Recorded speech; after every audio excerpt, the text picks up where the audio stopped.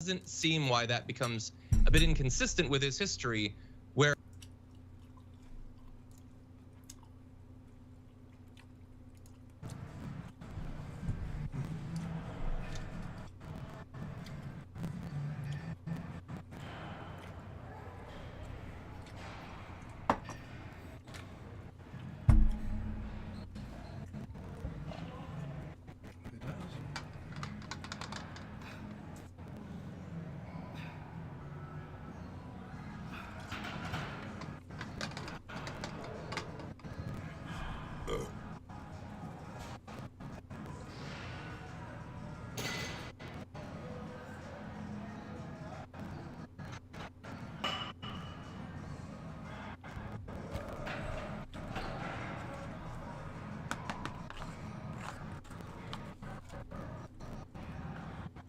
I don't know why the audio is chipping out like that.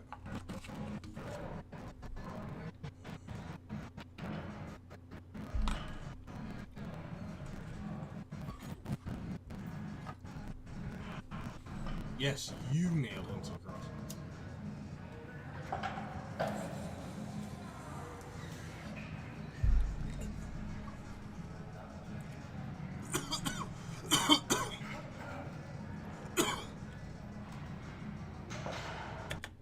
That is disrespectful.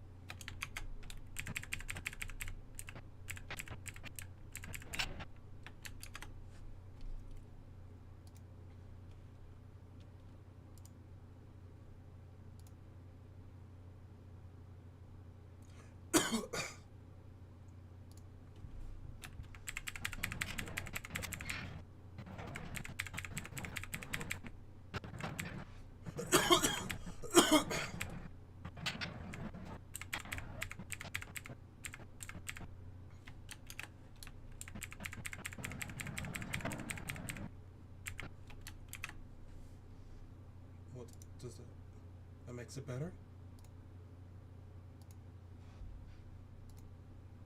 And you threw her down and kicked her when she was pregnant. But it's the heart of the question is exactly right. And that's the main point I wanted to make, which is, look, he thinks if you've been raped, I don't care. I want to use your body as a vessel, okay? You're a convenient chamber for me to possess. And as a government official, I want big government to make sure that we take your liberty away, just like the rapist did, by the way. The rapist did things to you without your consent. Now I want the government to do things to you without your consent. If you thought it was bad, the original act, well, now the government's gonna rape you for 9 months straight by saying, no, you cannot, we don't care about your freedom. We don't care that you're an independent human being. We don't care, we care about controlling you more. Do you need us to throw you down and kick you?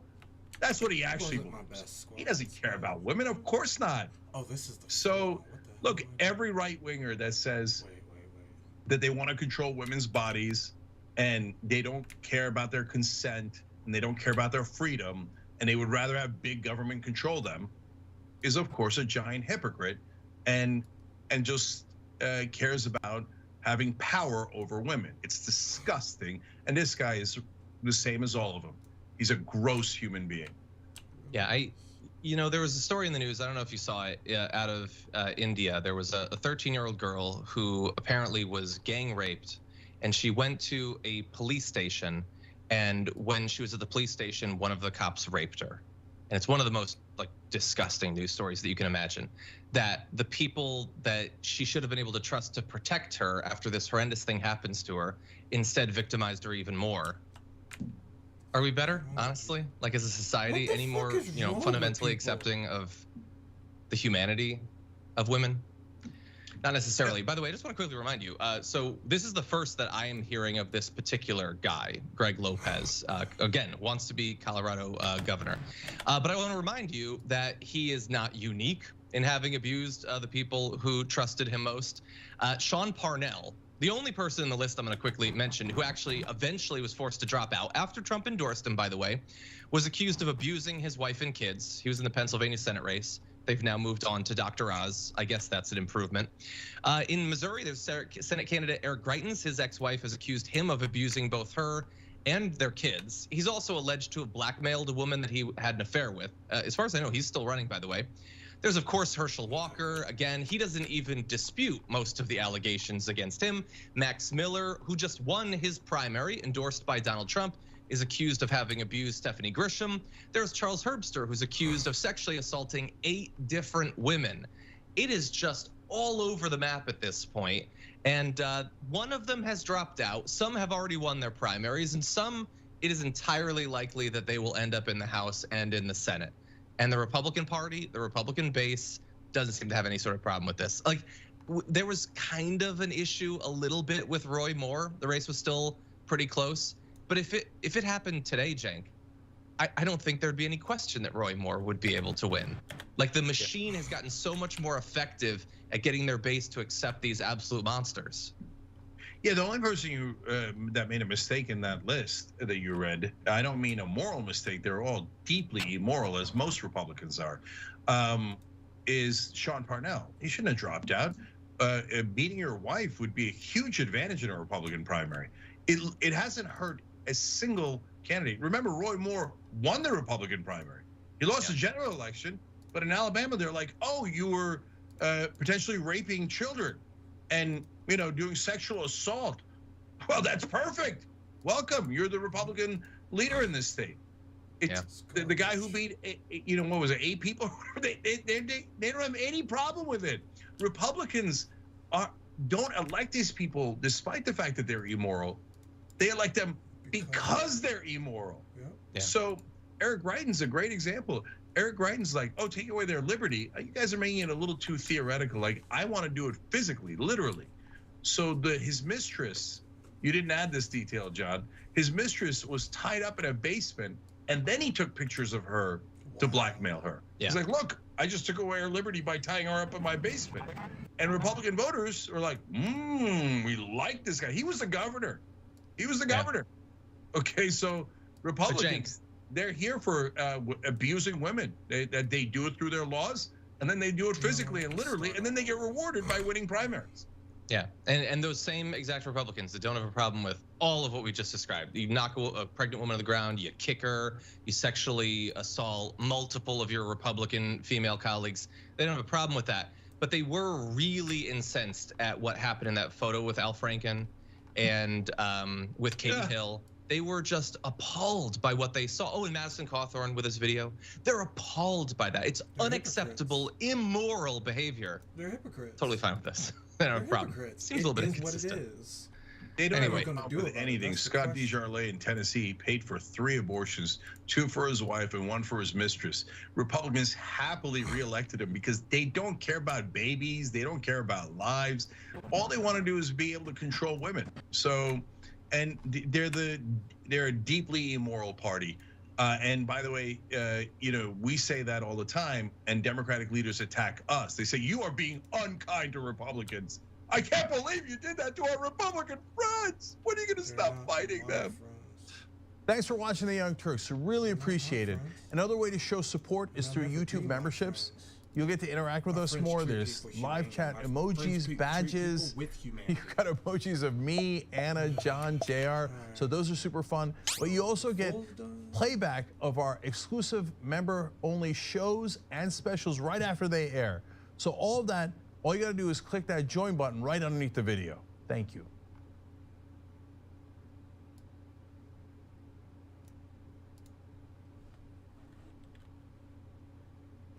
Welcome to The Late Show. I'm your host, Steve. Nope. I'm gonna see what I can get away with watching or listening to at least.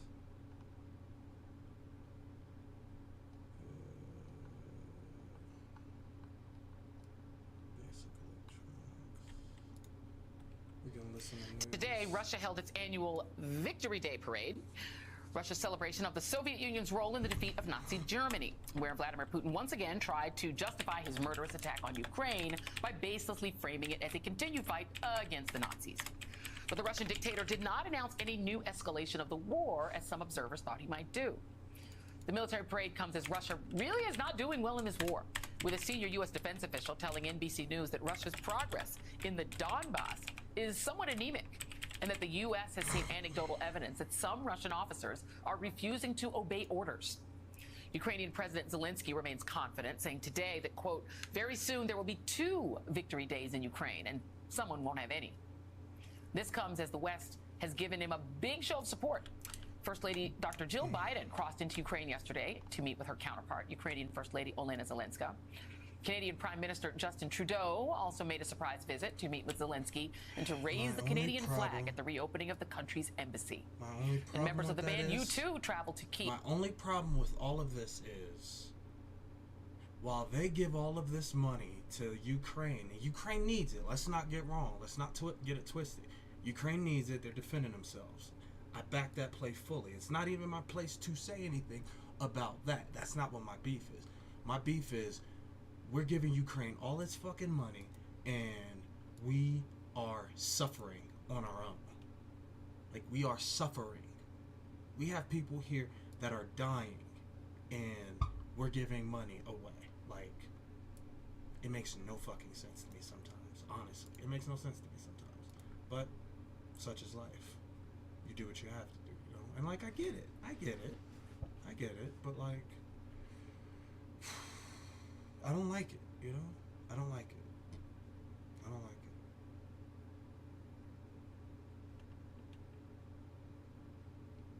me change this. Actually, I can do it.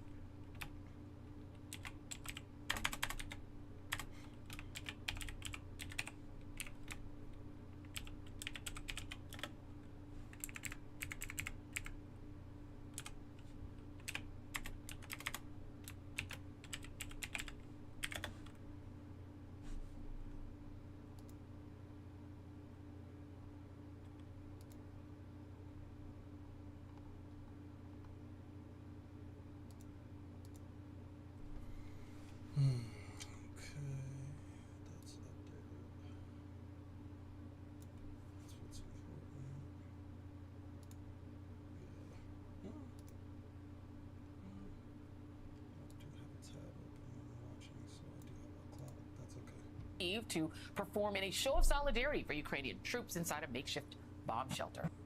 And today, President Biden signed a bill reviving a World War II Lend-Lease program that would speed up the process for U.S. military aid to reach Ukraine. With me now, Julia Davis, columnist for the Daily Beast, and Maxime Borodin, Mariupol City Council member. Thank you both for being here. Julia, I do want to start with you because this victory parade, there have been a lot of sort of presaging what might happen at this victory celebration on the 9th. And then it might be, you know, an opportunity for Putin to announce an escalation of the war, to sort of try to proclaim some sort of victory. He did neither. What do you make of that? And what are they saying on Russian state TV about it? You know, like we're preparing to there is no victory for him to proclaim. They're not doing well. And even on state TV, that kind of an admission is starting to break through. They're admitting that their economy is not able to maintain this war effort. They've even talked about having a crowdfund drones. They're very envious of Ukraine's supply of Turkish-made drones. And also for Putin to announce any type of an escalation would already be an admission of defeat. He framed this offensive as a special military operation because he counted that it would be something akin to what happened in Crimea. It would be quick and relatively painless. The sanctions would be manageable, and it would be all over before you knew it, and he would be sitting with an entire country in his pocket. Of course, it didn't work out that way. And if he starts calling it a war, that would mean that he failed to achieve his goals through the military operation, and I don't think he's willing to admit that. There are arsons happening at the military enlistment offices in Russia, and people are growing more and more resistant to this war. And on state television, they're trying to scare people into fighting against Ukraine, which they're framing as a war against NATO. And they're claiming that the West, if they manage to crush Russia, would open up concentration camps there and subject all Russians to mandatory sterilization. So there are fear tactics that are being applied both internally and externally, where the rest of the world, the Russians keep threatening with nuclear weapons, because basically that's all they've got to threaten us with. Yeah, and meanwhile, they're putting on what sure does look like North Korea. Those images look like straight out of North Korea, with the sort of big military parade. I'm wondering how much money they spent on that, how many rubles that are pretty much worthless at this point. Maxime Borden, how it must be very strange to watch this sort of propaganda failure take place across the border, while in reality, in Ukraine, Russian forces are still massacring people. It's very hard to look for the Russian propaganda video. It's they always make a lot of lies. Most of their news are lies. Today we've seen some short videos from Mariupol, where the invaders and collaborators take part in some kind of celebration. But the most people on this video is not local. But most cynical in this celebration, that invaders is made a show with the biggest flag in the world, and they did it against the background of the fact that in Mariupol the work on cleaning rubble and getting dead bodies out of them is not nearly finished. Warm weather makes them decay much faster, and the smell of Russian atrocities is in the air of this celebration. So it's terrible. Yeah, and Mr. Borden, what is it? Does it at this stage? Does it mean a lot to Ukrainians for people like Dr. Jill Biden to come, for you two to come and perform, for the Canadian Prime Minister to come? What does that mean, and what does that do, if anything, for the people in Ukraine? I think any help for Ukraine, any moral help, is very important. But in addition to obtaining the high precision weapon, we need jet planes, and we need to impose total sanction on Russia. No Russian gas, no Russian oil to USA or to EU countries at all. And with this all help, we can stop Putin.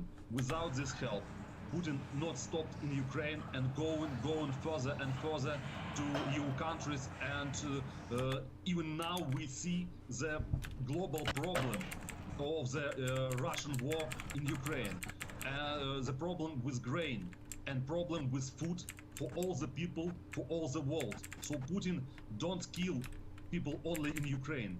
He killed people in all the world, but he made it. He will make it tomorrow. Yeah. No, I agree with that. I think everybody watching the show agrees with you on that. And Julie, I wonder, there was even sort of this attack, Russian satellite TV, like sort of message, they sort of hacked into it, and it altered the message that people saw on their screens, and it said you have blood on your hands, according to screen grabs that were obtained by Reuters. So there's that sort of stuff. But is there value in your mind, or what is the reaction, I should say, to things like that, and to things like Dr. Biden and U2 and sort of pop culture and the sort of world converging inside of Kyiv to show support to Ukraine? Does that have any resonance inside of Russia? I believe it does, because a lot of people simply choose to believe in propaganda because that frees them of accountability or feeling guilt. But these kinds of reminders are powerful. There was also an entire website called Lenta where there was a number of articles that were published exposing Putin's role in this war and calling him paranoid, describing the bloody massacre that he is inflicting upon Ukraine. It is very important, and especially Putin is all about symbolism, and every gesture of support is important not only for Ukraine but also a reminder to Russia that it's not getting away with what it's doing, and it will be up to the global community to stop him. Julia Davis and Maxine Borden, thank you both very much.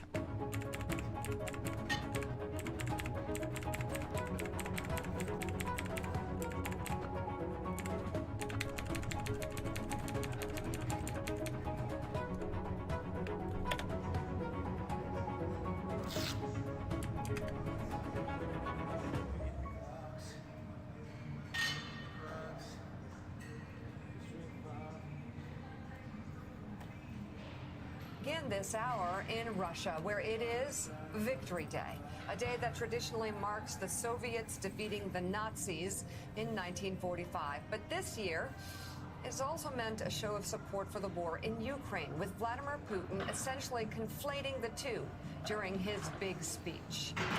I address our armed forces now and the militiamen of Donbass. You are fighting for your motherland, for its future, so that nobody will forget the lessons of the Second World War, so that there will be no place in the world for punishers and Nazis. Here's the lesson of World War II. Invaders, they go up against a strong and determined country that knows the terrain, that knows the battlefield. The invaders get pushed back. It happened in Nazi Germany when they went into Russia in June of '41, and eventually, and it's happening to Russia right now. So this Victory Day included a giant parade, as you can see, roughly 11,000 Russian troops marching alongside tanks and nuclear missile launchers. That demonstration of military strength comes at the same time we've seen Russia's weaknesses exposed by Ukrainian forces. Ukrainian President Volodymyr Zelensky also marked Victory Day, reminding the world that 1 in 5 Ukrainians also died in World War II. And this morning, he said his people are once again on the right side of history. He said, quote, "We will never forget what our ancestors did in World War II, which killed more than 8 million Ukrainians. Very soon there will be 2 victory days in Ukraine," he says, "and someone won't have any. We won then, we will win now." And this morning, Ukrainian soldiers are still fighting in the bunkers and tunnels beneath that Mariupol steel plant, holding out despite waves of attacks by Russian warplanes, tanks, and artillery. The fighters who have remained inside have rejected repeated Russian deadlines to lay down their arms. One soldier insisted, quote, "Surrender for us is unacceptable." One piece of good news: the last of the civilians who were trapped in that steel plant have now been evacuated. Roughly 175 people from Mariupol, including 40 who had been inside that plant for weeks, arrived in Ukrainian-controlled territory on Sunday. In all, about 600 people were evacuated from Mariupol in the past 10 days, and what stories they must have to tell. Russia is stepping up a barrage of attacks against civilians across eastern Ukraine. The Ukrainian military says Russian troops have shelled more than a dozen villages in the Donetsk region over the past 24 hours. Among the facilities that were hit, a medical facility, a poultry farm, and several residential buildings. All of that follows a devastating attack on a school that was being used for a shelter. Roughly 90 people were hiding in the school's basement when it was hit.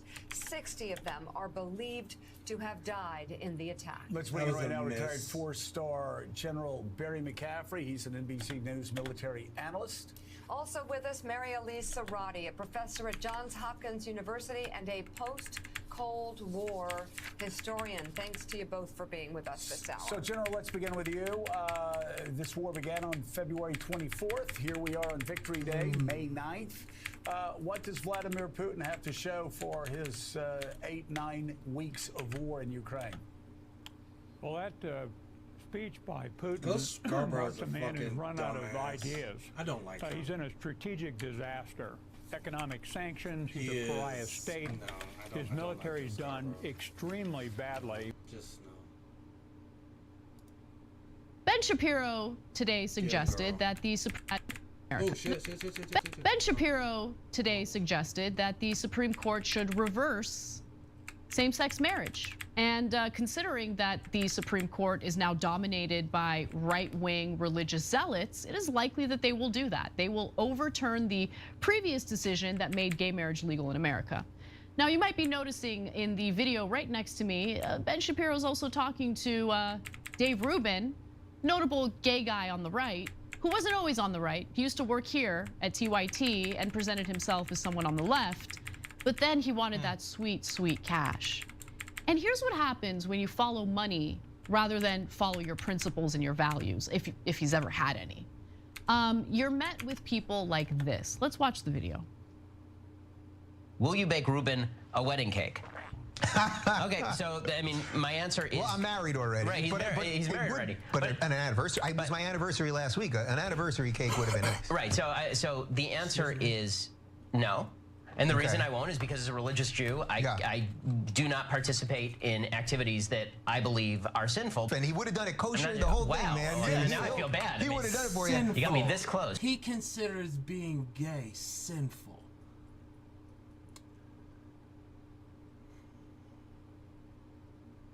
To have somebody so vested in your destruction for no other reason than you were born away, and rather than choosing to live like everybody else, you choose to live yourself. It's a sin to somebody like him. It's wild to me. Fuck your God. If that's a sin to you, then fuck your God. Seriously. Putting that aside, you can't have David's kosher cake now. If we were having an anniversary party, would you come? If I was inviting all the crew that we all know, and we were just an anniversary party, we're just having a party, and I'll even throw in some kosher food for you to make sure you don't have to bring your own. You know, honestly, I'd have to think about it.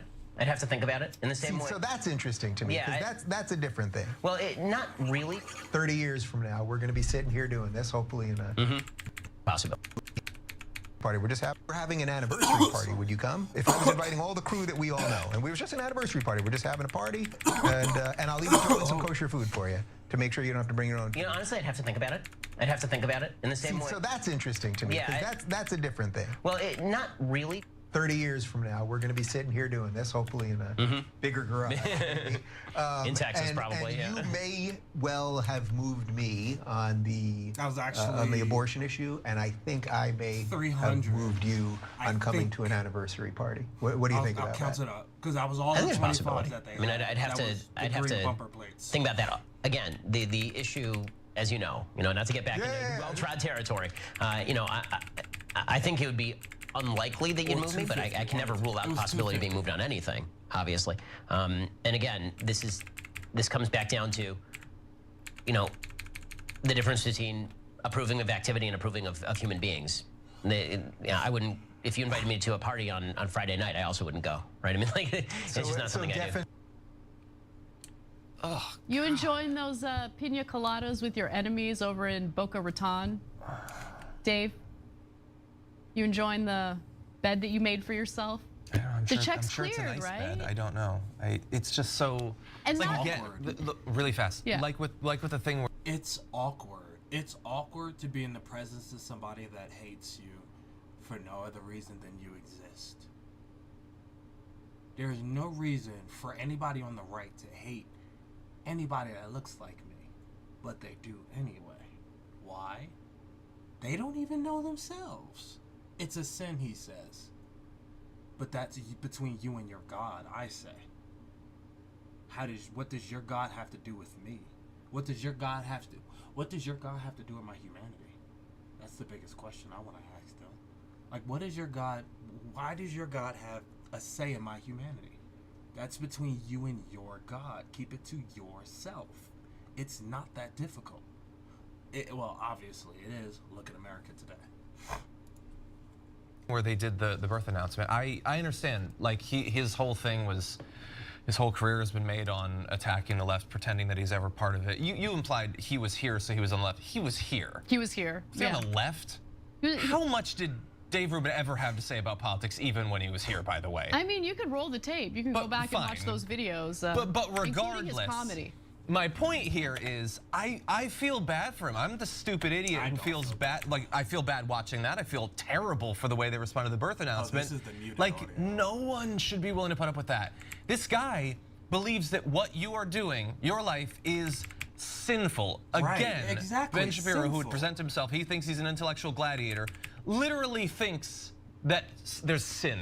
Yeah. That you're bad. God looks down on you. He wants to make your marriage null and void. Like, he wants to do away. He wants it to be legal. With your marriage. Like, either he wants it to be illegal or he wants it to be legal for other people to make your marriage illegal. And by the way, David, this your husband?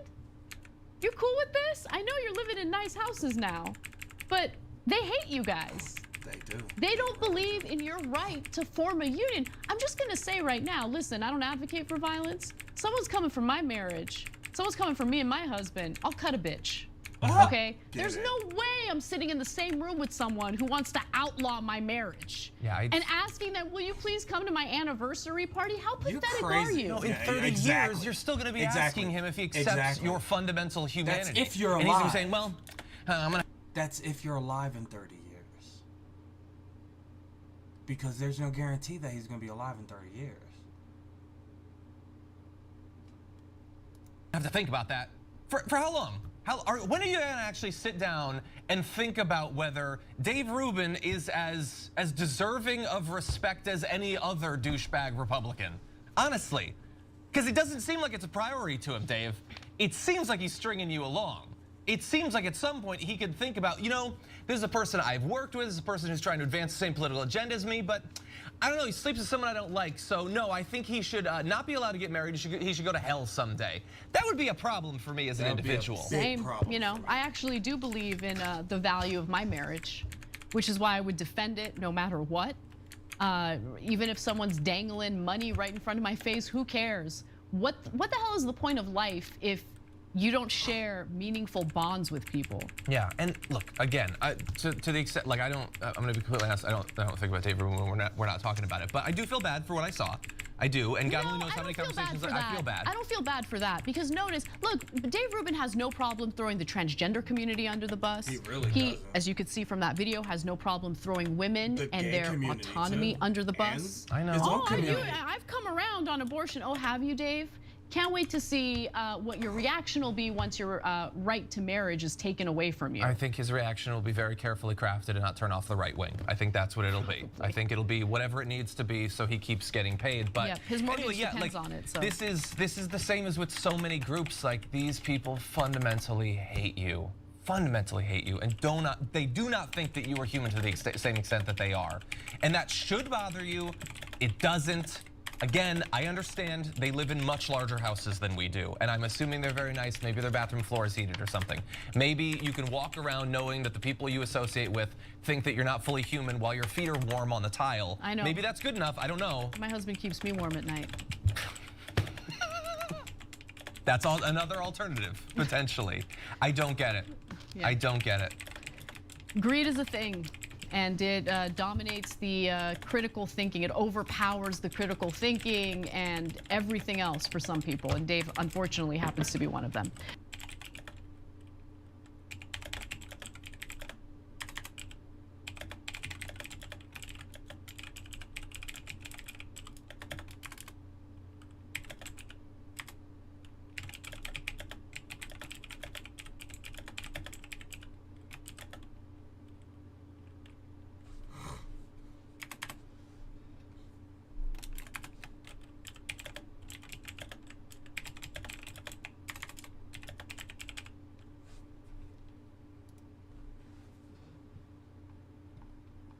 are a sin to him.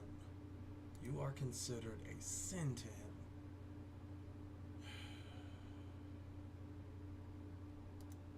So one of our own at TYT Network has been banned from Twitter permanently for a tweet that is going to shock you. It's going to shock you because of how benign it is. Like, you know, who cares? This is what gets you permanently banned. This is insane. So I have a theory on why, and we're going to tell you, we're going to bring in the person who got banned. It's Ravana, and she had this tweet that Twitter took great umbrage at, apparently. She tweeted at Ben Shapiro in the middle of a conversation, presumably, and we'll talk to her about it in a second. She said, there's Nandola 1970 and Ben Shapiro, and then she says, no fetus is gaining constitutional rights even when Roe is overturned, you absolute dumb effing bitch. Now that is very mean. There is curses and impoliteness in that tweet. They said it is violating the rules against hateful conduct. You may not promote violence against, threaten, or harass other people on the basis of race, ethnicity, national origin, sexual orientation, gender identity, religious affiliation, age, disability, or serious disease. If the word bitch is the problem, and we don't know, I'm going to bring Ravana on in a second, is that not allowed on Twitter at all? No one can use that word? Or are they worried that Ben Shapiro is a bitch, and so if you call him one, that might create some issues with gender identity? Or, I mean, and it's not I literally have no earthly idea why Ravana was banned. So let's bring her in. Maybe Ravana, at that point he first, might get his tell us what was the conversation about? Obviously, it was about Roe, but how did it start and how did it get to this point? Yeah, thanks for bringing me on. Yeah, my free speech was silenced by big tech. The conversation was Ben Shapiro tweeted something along the lines of, sorry, the Constitution is happening to you. And I'm at the intersection of being someone who is very passionate about, you know, protecting access to abortion, but also a law student. So I have familiarity with the implications of what's going to happen if Roe is overturned. And, you know, I read through portions of the draft, the leaked draft opinion. So, you know, I have sort of an idea of what is going to happen when they do overturn it. But despite Ben being Harvard Law educated, his followers very much do not have an understanding of what is going to happen, because he sent out that tweet and almost all the replies were people saying that no one is losing constitutional rights, that people are, that fetuses are gaining constitutional rights, which that's not happening. No fetus is getting constitutional rights that when Roe will be overturned, and it hasn't been overturned yet. So I was frustrated because I'm just seeing all these people cheering on people actually losing constitutional rights. So I tweeted that at him and put my phone down, and within 2 minutes I got an email that said my account was banned forever. And I agree. I think that the only thing that it could be was the word bitch. I had no idea that dumb bitches were a protected class. Apparently so. But, you know, if that's true, then I have a bone to pick with Twitter, because people have called me a bitch quite a few times on that app, and they saw no repercussions. No, that is exactly right. I mean, I've seen that word, I don't know, thousands of times on Twitter. So then it must be that it's because it was applied to Ben Shapiro. Is Ben Shapiro a protected class? No, these are, by the way, we're not kidding around. She's actually banned, and this is actually insane. And we need actual answers.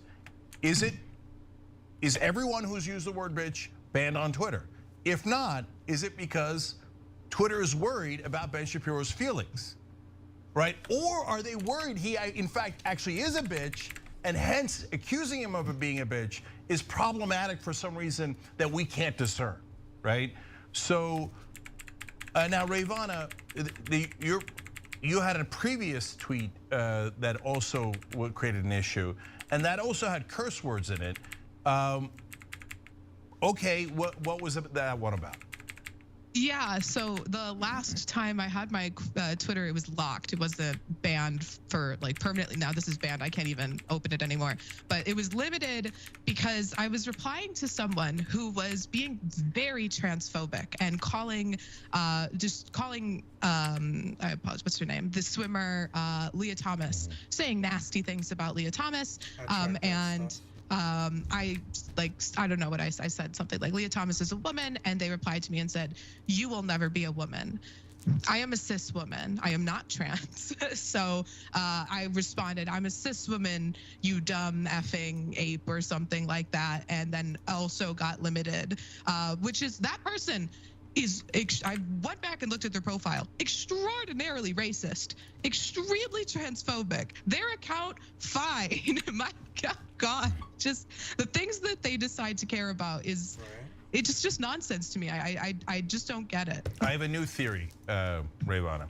It's that both tweets have the words dumb effing. And so they might be trying to protect dumb right-wingers. That might be a protected class. Like, hey, wait, that's not fair. They are provably less intelligent.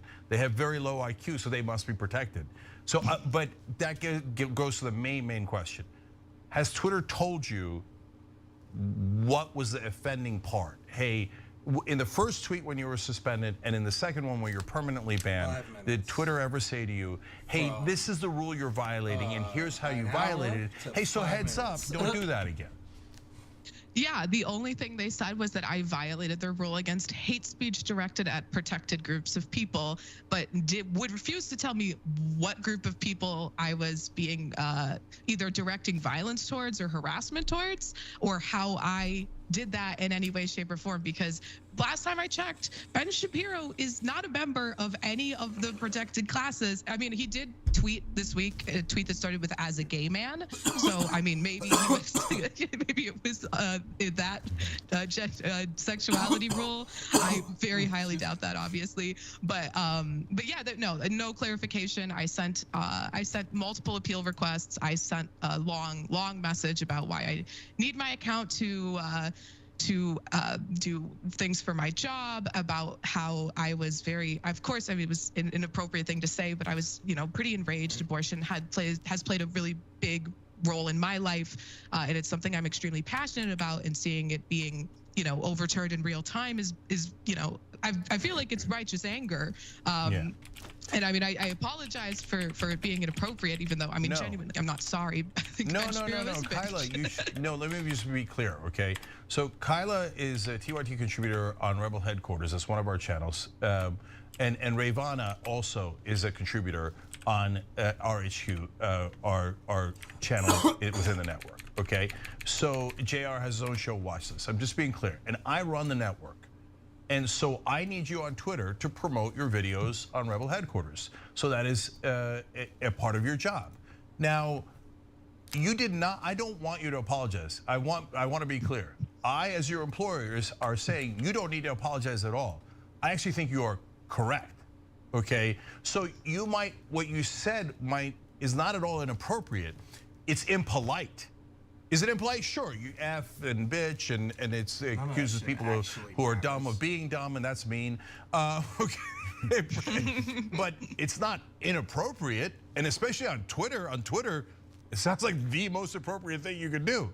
Okay, yeah. So no, they have to explain to us what is it, and that's so. I mentioned Kyla because I want to open it up to now Kyla and JR, because guys, I have a couple of theories I will run by you guys. One theory, number one, is they have to ban conservatives all the time because conservatives say, oh, I'm going to come and chop your head off, I'm going to sexually assault you, etc. So they probably have 280 or 2,800 conservatives they've banned because they've actually said things that are deeply violent and threatening, etc. And then now Elon Musk is coming in, and they always have political pressure, and they're like, oh, well, then you have to ban 2,800 lefties. But they're like, but the lefties didn't do anything wrong. They didn't threaten violence. They didn't say anything wrong. Well, it doesn't matter. You have to just find them and ban them, okay? Oh, that one cursed. Good enough. But wait, the other guy said chop the person's head off. She said a mean word.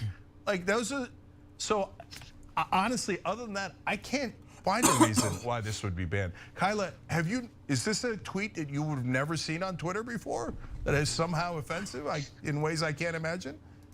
It's really ridiculous because I was just scrolling down and so many people have referred to Ben as a little bitch. So like I was actually really surprised, and I agree. Like, to hell with respectability politics. Like, Twitter is not meant to be polite. But I'm pretty sure Ben probably like emailed them and was like, only my wife can call me a bitch, so like ban this woman.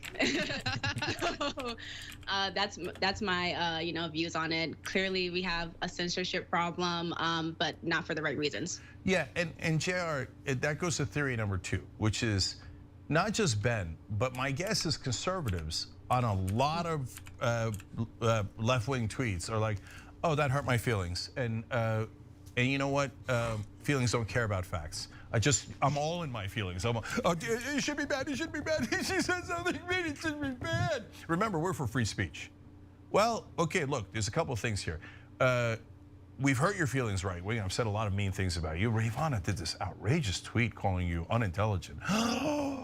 Okay, and I know the right wing thinks the word bitch should be banned. I know the right wing thinks that, right?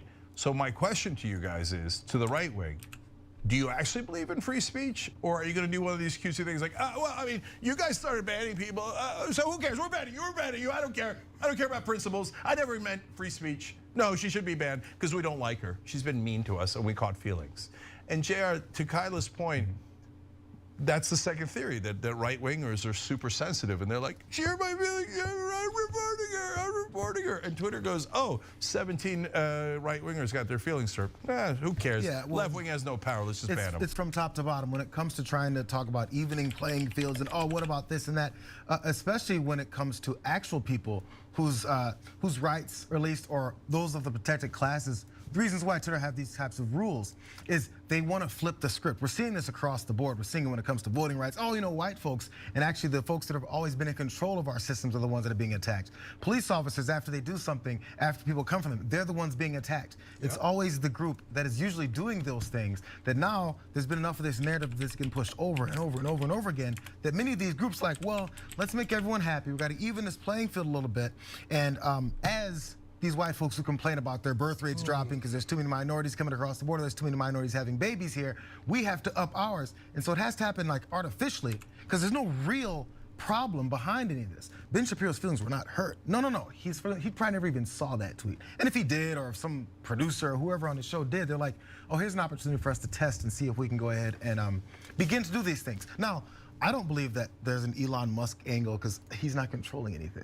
This is like barely happening with his process. So I'm sure this could be written off by many people who support Ben as, well, this is now Elon putting in work and evening this whole playing field out. You don't like that we were getting banned for saying things? Now look now you're feeling the same problem now. That is what's happening, at least I believe here. And there's always been these arbitrary rules from Instagram to, I think, Facebook. I avoid Facebook like the plague. And then also in Twitter in this particular point, they want to make sure that it looks like something is being done so that more people are happy. And it has to be arbitrarily sometimes. Yeah, so the thing about Elon, by the way, is that no, he doesn't control Twitter yet. That hasn't even happened, right? So we care about facts. But there could be executives at Twitter who are like, we better even things out before Elon comes, because then we will be looked upon with great favor. Now, even that's a little conspiratorial, and I don't know that that's what happened here. But the good news is that's why we're asking, okay? Twitter, you could encourage speculation and by not answering, and then we're assuming that your new policy is if anyone hurts the feelings of right-wingers, they get banned. And you're for free speech. Do they ever answer though? Even when conservatives say I'm getting shadow banned, when Trump got kicked off, when the misinformation wave of folks got kicked off over COVID and things like that, or election security, all that stuff. I don't know if these sites and apps actually give a specific answer. I've never seen it. They do it at least in categories, right? And most of the time it'll be obvious. They'll say, hey, you're spreading misinformation, and it'll be like, hey, COVID is no big deal. It actually gives you $20. You're like, wait, how does COVID give you $20? That's not true, okay? Or like, hey, you're going against a protected class. And by the way, this is important, guys. So this is good, honestly. The left wing is not a protected class. So you can say any of those things you want about me for sure, okay? But if you attack someone based on their race, ethnicity, sexual orientation, etc., that's a protected class for people who have suffered discrimination in the country. But the left wing's not a protected class, and the right wing's not a protected class. Those are ideas, okay? And so, by the way, attacking religions is perfectly fine. The idea and the philosophy behind religions. Attacking someone because they're a certain religion is not fine. So if you said, hey, Judaism is wrong, you shouldn't be banned for that. If you said, hey, Ben Shapiro is blah, blah, blah because he's Jewish, no, that is wrong, right? But obviously that's not the case here. And so I want to make sure that we're clear on that. But Ravana, last word to you. So since in this case, it's not at all clear to JR's point about, hey, why did they do this? Don't they owe you an explanation? Do you know what happens next? Or are you just like, you just have to be powerful or have Ted Cruz do a committee hearing to resolve this? Or if you're left wing or you don't have enough power, do these big tech people just go, that's it, you're banned and we don't have to answer you? Yeah, I've set like 2 or 3 appeal requests so far, and it's just been the same automated message every time, so I've not gotten any more answers. I'm hoping that after this I will get some answers at the very least, but I will just say I have had people send me pictures of dead bodies and write "you're next" on Twitter. I have had people send me unsolicited nude pictures and reported them, and Twitter said that was fine. I've had people threaten to rape me, kill me, threaten to bomb my mom's house, and reported all those things, and Twitter said that they found nothing wrong with those tweets. So I mean, if you're gonna start, enforcing your TOS against people who say mean words, I would just hope to God that you also start applying it to people who are actually threatening people. And I mean, there's accounts that they're ats on Twitter are slurs. They're just, it's slur and hater. I saw one today that was T slur against transgender people, hater. That was their name, and Twitter was fine with that, and people were reporting it and getting that same message. We found nothing wrong with this account. I mean, it's just ridiculous, and I would just like some level of transparency. Yeah, no, absolutely. And last thing, guys, it goes to the right wing. Look, we make fun of you guys, you make fun of us, but when it comes to freedom of speech issues, we have defended Ben Shapiro, Charlie Kirk, Ann Coulter, you name it, all their right to speak at college campuses. I've defended Megyn Kelly, even Rush Limbaugh, Glenn Beck from getting kicked off the air because I said, look, their ideas are abhorrent, but you should have conversations about that and not kick them off the air. So does the right wing have any principles at all? Do they? Because if you did, you'd look at this and go, yeah, that's egregious. This is exactly what we're talking about. Twitter is banning her for freedom of speech. That was free speech. There was nothing wrong with it at all. And you should come and ask for accountability, partly out of self-interest because you could be next. But even if you thought, oh, they're targeting left-wingers, if you actually believe in free speech, it shouldn't matter who they're targeting. But if you don't and you say, oh yeah, ha ha, we're gonna ban all of you, well, yeah, that would explain it. Because we think you're authoritarian and you don't really mean any of your principles.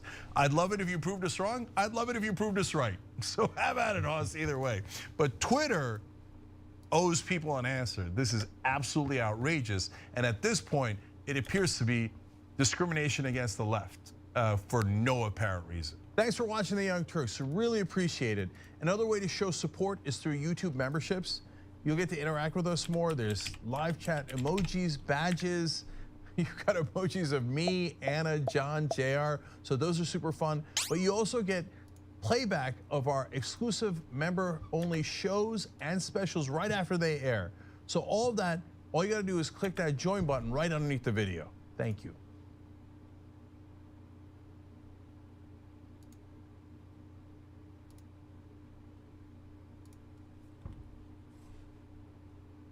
Remember all the people who said the system worked, that Donald Trump was stopped from overturning the 2020 election results by guardrails, by the political system. Well, Republicans noticed, and at the state level, they're getting rid of the people who did the stopping. We've told you before about the election-denying Republicans vying for Secretary of State jobs in swing states that Trump lost. Georgia, I like Arizona, that angle. Nevada, Michigan. But what's happening in Michigan in particular goes even deeper than that. It's fast becoming a ground zero for a Trumpian takeover of the GOP and the key election roles in that state. Late last month, state Republicans selected their candidate for Secretary of State, the person who would be in charge of overseeing Michigan's elections, far-right conspiracy theorist Christina Caramo. She was a GOP poll watcher in 2020 who still today falsely claims election fraud happened.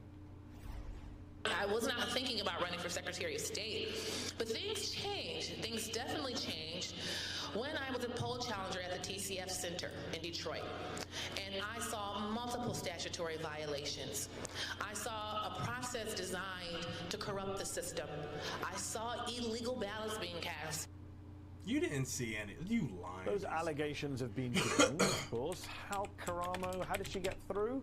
Well, she wasn't picked by Republican voters. She was selected by the Michigan GOP's precinct chairs, local activists, and leaders. The same precinct-level officials that former Trump aide Steve Bannon has told his podcast listeners to fill in, to go take over in order to remake the GOP. This is the ability to take over the Republican Party, because this is where the votes are. It's a pyramid, and this is the base of the pyramid. In Michigan, election deniers are taking that advice to heart and purging the party of any dissidents. You see, every county in Michigan has an election canvassing board made up of 2 Democrats and 2 Republicans to certify election results. And in 8 of Michigan's largest 11 counties, Republicans have ousted GOP canvassers who certified Joe Biden's winning results. Many of them are being replaced by extremist Trump fans who've pushed the big lie or have said they wouldn't have certified the 2020 vote. So Michigan shows how Republicans have ruthlessly, efficiently spent the past year and a half, plugging all those holes in the 2020 plan. All of the guardrails that held in that election are coming down. Yet there are still those who say it's alarmist to look at all this and think democracy itself is in danger. Many of them are the same voices who said they won't actually try to ban Muslims, they won't actually revolt violently, they won't actually overturn Roe v. Wade. So far, the alarmists have been alarmingly correct. As democracy expert Brian Klaas tweeted on Tuesday, the political forces that orchestrated an attempted authoritarian takeover of the United States haven't faced any serious consequences. And that's part of the reason why the authoritarian takeover is ongoing, not in the past. It's happening right now. Chilling and true. And he joins me now. Brian Klaas is an associate professor of global politics at University College London, a Washington Post columnist, and author of the book Corruptible: Who Gets Power and How It Changes Us. Brian, thanks for coming back on the show. There is a GOP candidate for governor in Michigan named Ryan Kelly, and he posted this speech to his campaign site recently. Have a listen. You talk about Marxism and communism in relation to socialism. It starts with democracy. That's the ticket for the left. They want to push this idea of democracy, which turns into socialism, which turns into communism in every instance. Brian, I for one had no idea that the ancient Athenians were really commies in disguise. We have candidates openly denouncing democracy as a communist plot. How do we get here? How do we get out of here? How bad is it? Wow. It's really, really bad. I mean, I think this is a situation where every single warning light that blinks when democracies are under threat and are drifting towards authoritarianism is blinking in the United States right now. And I think the people who were overly optimistic, both during the Trump presidency that the guardrails would hold, and after the Trump presidency that the threat was over, have been proven wrong, because Trumpism has taken root in the heart of the GOP, and it's advancing a systematic attempt to degrade democracy in the United States, openly, in plain sight, in front of us, with attempts to basically punish those who stand up for democracy and to attract those into positions of power who would subvert democracy. So, I think that this is something where we have to just stop mincing words about this. The mainstream of the Republican Party has become authoritarian. And I'm extremely worried that in 2022 and 2024, we're going to see further erosions of democracy that may be beyond repair, unfortunately. So you talk about the guardrails, and we talk about some of these institutions. I'll be honest, I didn't even know about what exactly election canvassing boards did or how influential they could be until the 2020 election. Michigan law says they're purely clerical. They're just supposed to, dot the I's, cross the T's, and yet Republicans are ruthlessly targeting them. Democrats, meanwhile, seem to be AWOL. They're not engaging their base on these admittedly historically mundane and minor election decisions, but which could now be crucial come 2024. Yeah, Mehdi, this is one of the times where I wish my work was really irrelevant, but it's not. It's super relevant for the United States. I study and I write about, and my book is about, cultures of corruption and a lack of accountability and how it causes people to abuse their power. And we're seeing that right now in the United States. So to become a Republican official in 2022, what you basically have to do is to commit to spreading lies on behalf of Donald Trump. You have to say the election was rigged. You have to behave in ways that show that you're going to try to subvert democracy, and then you will rise to the top. If you don't do that, they will come after you. They will try to purge you. And you know that as an electoral candidate, you have no chance of getting past the election if you are unwilling to go along with those lies. So that's the sort of self-selection effect of drawing the wrong kinds of people into the politics. But then on top of that, we have absolutely no consequences for people who openly tried to subvert democracy in 2020. In fact, they're getting rewarded. And I think when you look at what happens in cultures of corruption, accountability is absolutely crucial because it sets the benchmark for what you can get away with. And what people have understood in the Republican Party is that you can get away with a heck of a lot. You can be openly stoking the events around January 6th and then move on to trying to subvert elections in 2022 to promote candidates who openly say they think democracy is a bad thing. And then, you know, they become stars in the party. So we have engineered a system in which the people who get rewarded politically are those who are most opposed to democracy, and the people who get punished the most are those who are standing up in defense of democracy. It's a warped world, but it's also one that's a recipe for a massive scale degradation of the democratic quality in the United States. And that's why I'm so pessimistic in the short term if we don't have our democratic leaders stand up, and indeed some of the few Republicans who have actually taken measures to do so to defend democracy while we still can. Yeah, I mean, time is running out, as you say, and the warning signs are blinking. There are measures that could be taken, which aren't being taken. As a naturalized American who came from Britain, it's mind-blowing to me that you have a national election in America and there are 50 different sets of laws governing the voting. The Democrats' Freedom to Vote Act would have set nationwide baseline election standards, but they couldn't get that past Joe Manchin, Kyrsten Sinema, and a Republican Senate filibuster. The state-by-state differences is a real problem here, right? Easily exploited. It is a problem because it provides vulnerabilities and it also politicizes elections in a way that's really corrosive.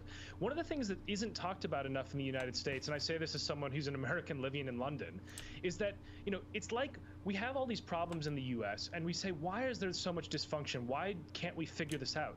I mean, the rest of the world has figured this out. These problems that exist around American elections do not exist in other developed democracies. And it's not because they're rocket scientists or geniuses. They've just come up with common sense solutions that are depoliticizing elections and maximizing the ability of voters to turn out and cast their ballots and have them accurately counted and all the things that you need to do around elections. It's pretty straightforward. It's not the hardest thing a democracy has to deal with in terms of election administration. And yet we still are consistently creating rules that make it so easy to disenfranchise people, particularly on racial lines. We have gerrymandered districts, uncompetitive elections, all sorts of poisons that are helping Republicans who want to subvert democracy, unfortunately.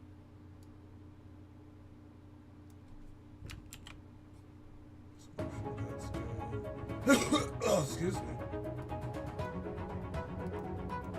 Oh, come on, really? That was from, when was that from?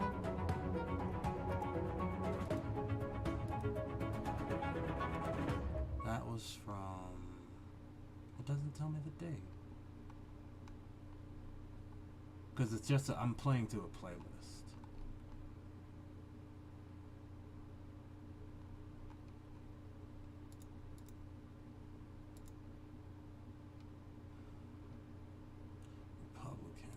Republicans are gonna kill us all. Honestly, they're gonna kill us all. Cause after, like, the way I think it's gonna go is after birthing people, and I include women and everybody who can give birth. If you don't like that, you can suck my dick. I don't care. After birthing people lose their rights, they roll back same-sex marriage, LGBTQ protections in general, then the race stuff starts. And it slowly gets to where if they don't stop, they will really have a Christian fundamentalist country. But I'm insane for thinking this way. Just send it. I don't care about the fucking. I want to at least render everything now.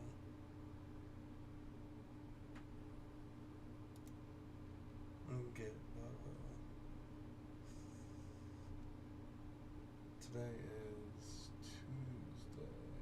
Well, today's Wednesday, so Final Fantasy should be out. Wanna do a little bit of Final Fantasy? No modding tonight?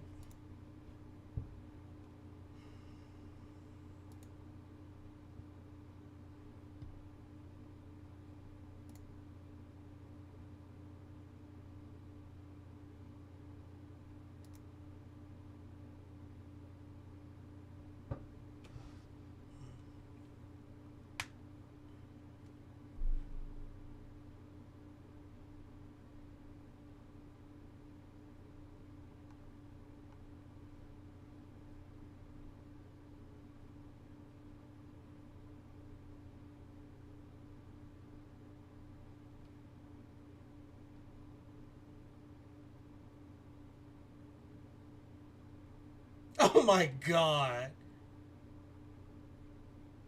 That is terrifying.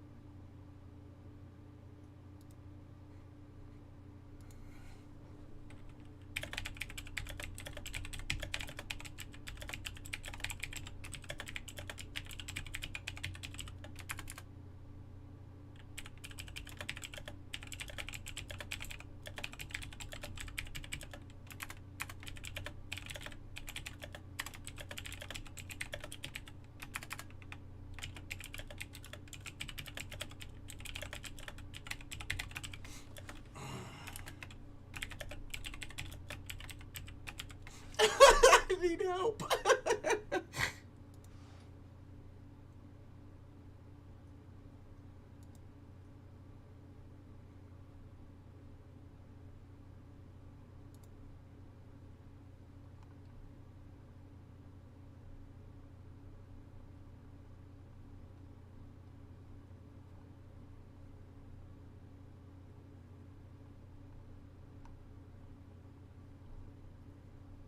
So I guess my stuff doesn't come up in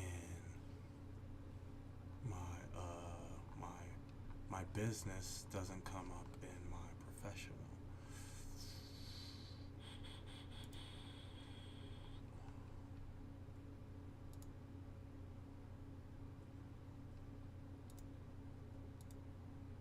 Okay, we're turning off retweets and getting notifications. Good.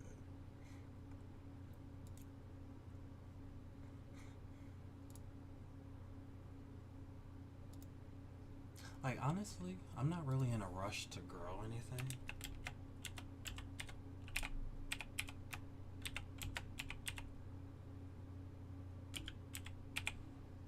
Like, I'm not really in a rush to grow anything.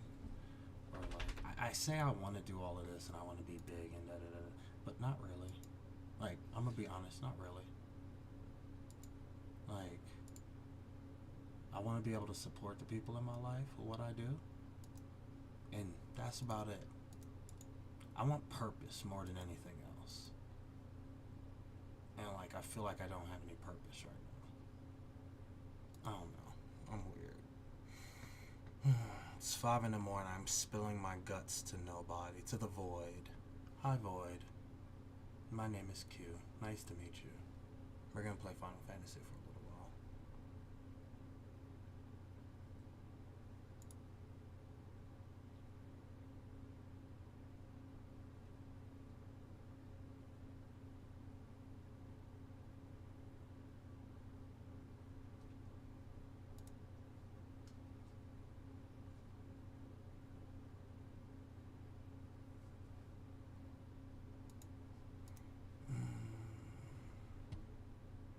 It crashed? What? What the hell is going on?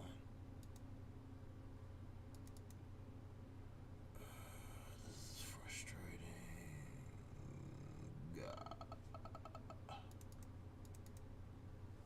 Just want to make sure my edit is good. Looks good. Ooh, Why does it look like it's popping so much right now?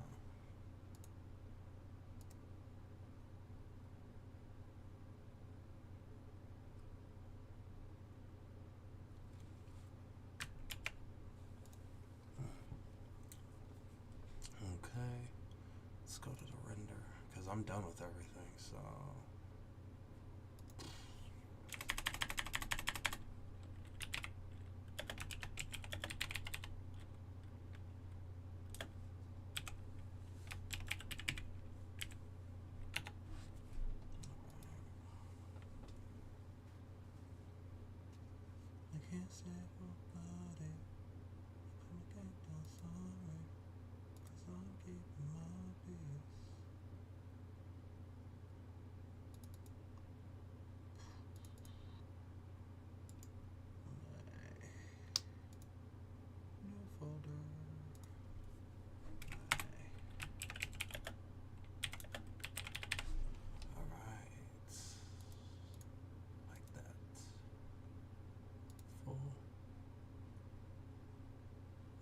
Let's get to the cube. Go to the editor now. Switch that to editing. Boom, there we go. I'll put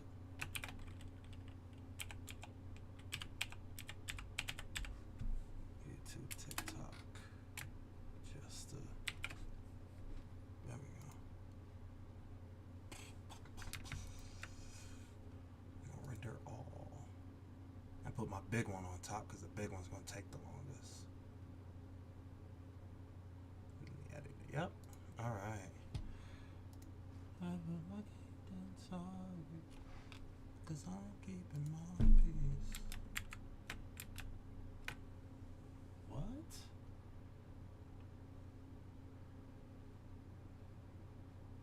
I need to wait longer? Is that it?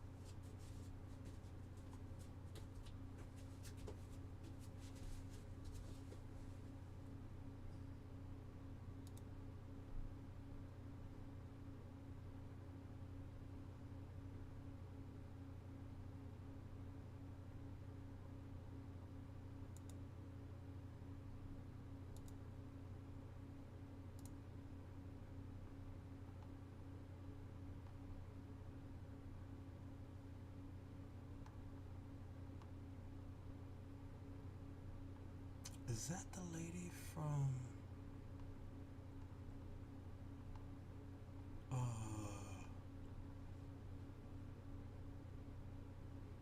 don't know what the fuck's going on with the game. I'm gonna wait for it. It's gonna catch up, or it's not. Is this the lady from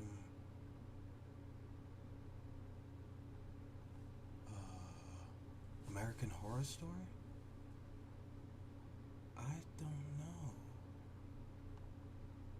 What is it?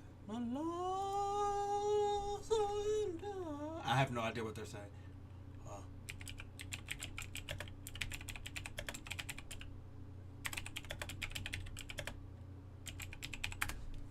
Is her name Gabby? I want to see all of them.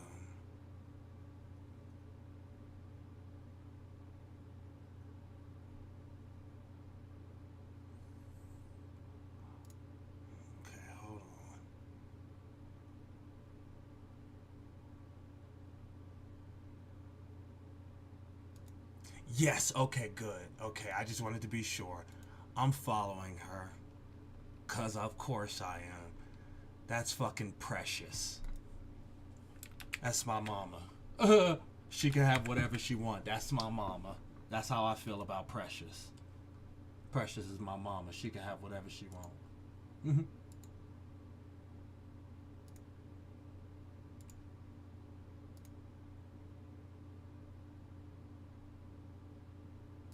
mute the browser for now because I'm gonna hide it.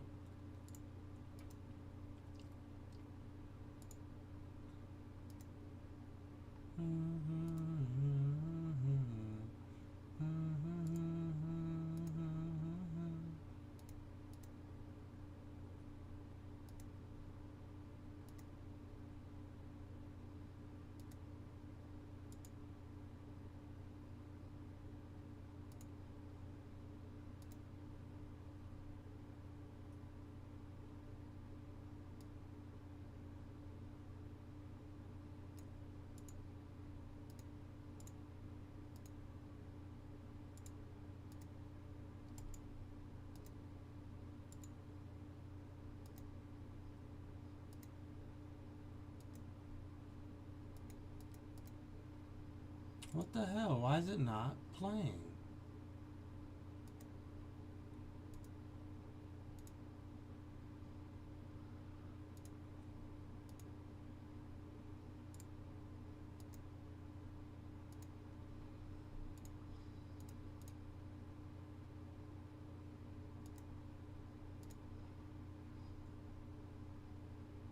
Hold on.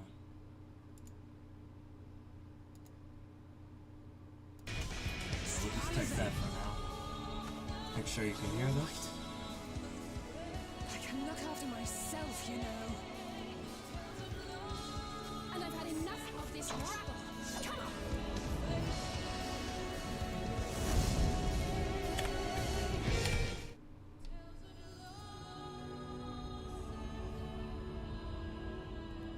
Yes, okay, good. Okay, I just wanted to be sure. I'm following. Because of course I am. That's fucking precious. That's my mama. She can have whatever she wants. That's my mama. That's how I feel about Precious. She can have whatever she wants.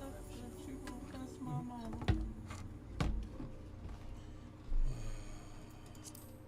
Let's go, son. Mute the browser for now because I'm hide it. So the audio wasn't working in none of it before, but the other during the entire cutscene, because I'm watching the cutscene back right now, and the audio wasn't working at all. I just want to make sure that the audio works and it's getting picked up now before I cut it off. And it should be by the time you hear or the loading screen hits. I'm rocking some gear from my gal pal. She draws ghosts on Twitter. I should figure out a way to put her stuff up too.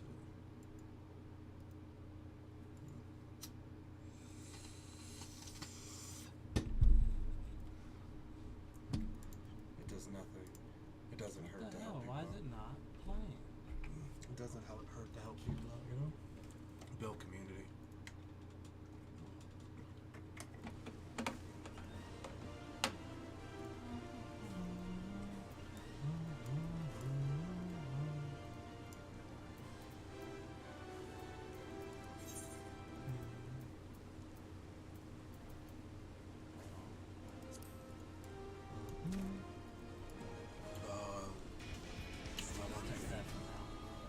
Okay, good. It works. What do I want to do?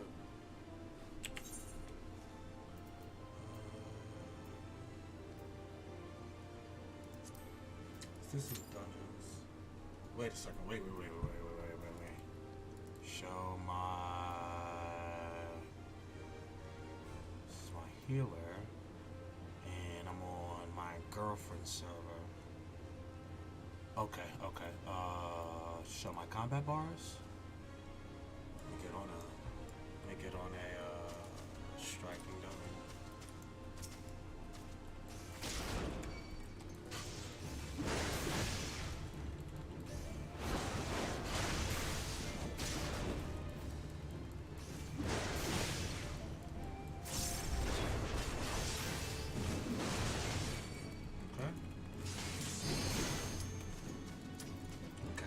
My rotation is. That's all that matters to me. As long as I can get up, as long as I can get my rotation up, I'll be able to do anything.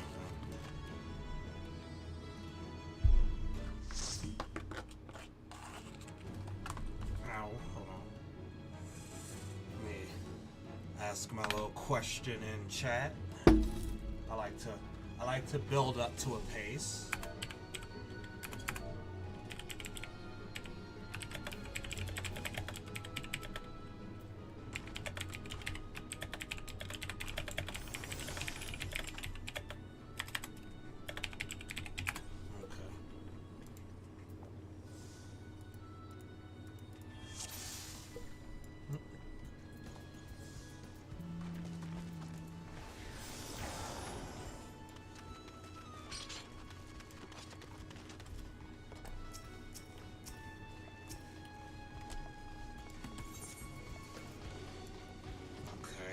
Zooming out now.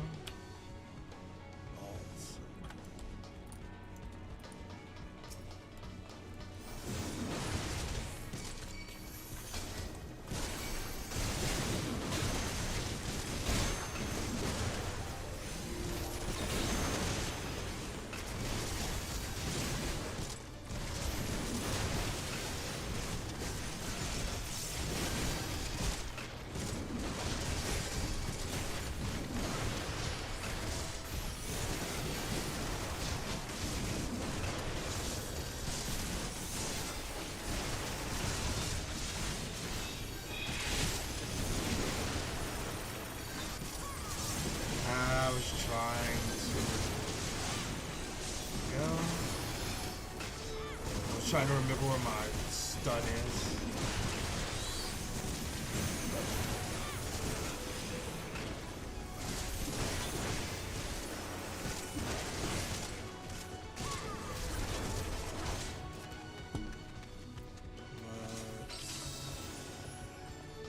Turn off everything else.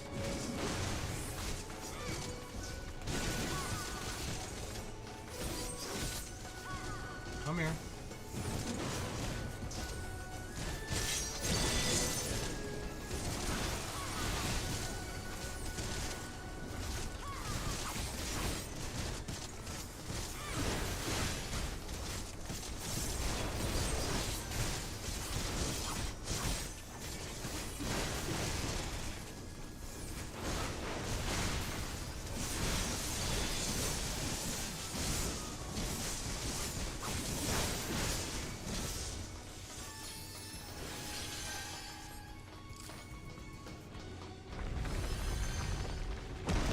Boom. Alright, let's get loosey-goosey, baby. Here we go, let's get loosey-goosey, huh?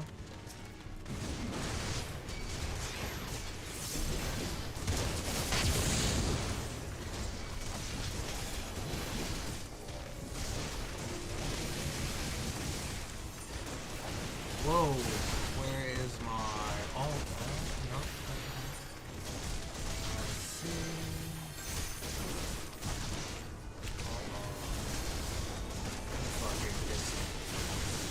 Let me clear my throat. Let me clear my throat, baby. Let me clear my throat. Let me fucking clear my throat. So it's Alt T. I need to know where Alt is on my keyboard. I'll figure it out after this.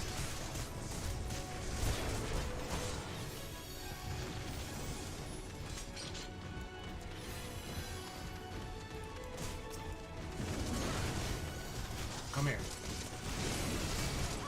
Whoa. Oh. What do you think you're doing? Come here. Come here. Come here. Come here. What do you think you're doing?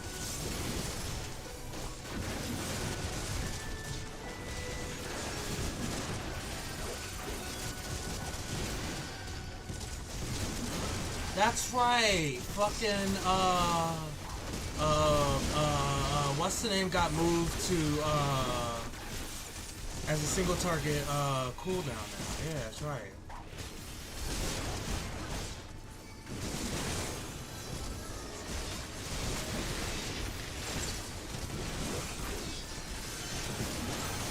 Yeah, might as well use that a lot.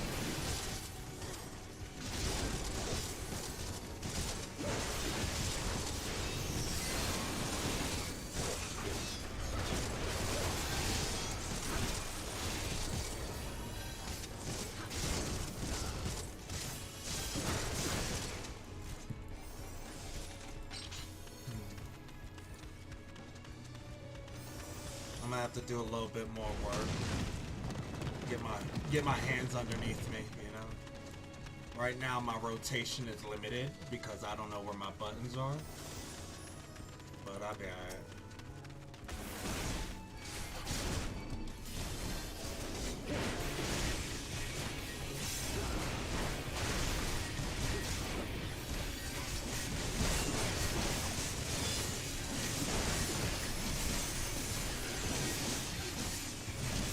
There we go. Get out of his kit! Okay. I just wasted my fucking...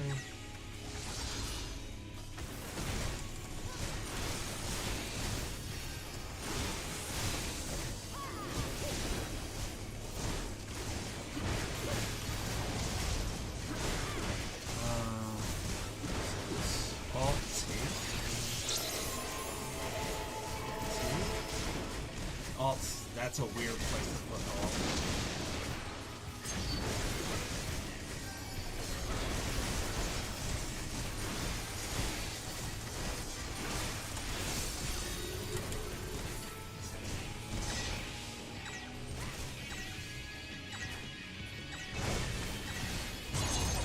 Ooh, so... Gosh.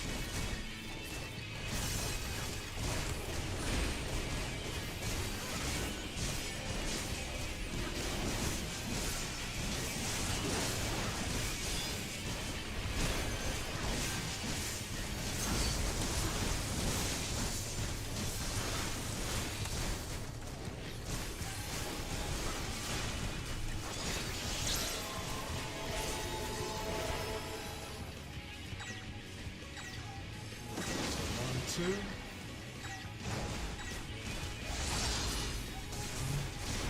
Oh no! I got another vulnerability.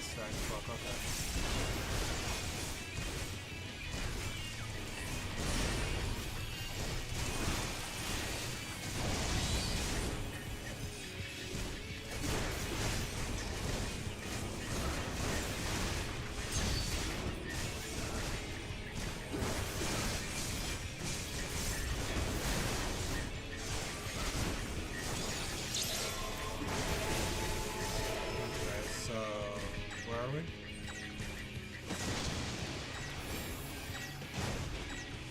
No, fuck. That's on me. I'll take that. Come here. I got you. Go. Other side. Why are you standing in front of me? I'm just going home game just to help.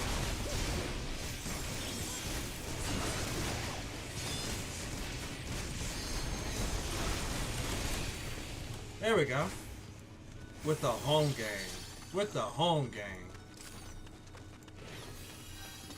I like to live dangerously. I don't mind. I like to live dangerously.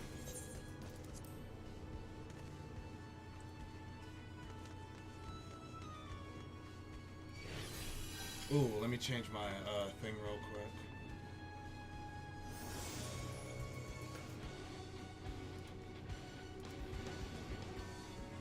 Oh, we're good.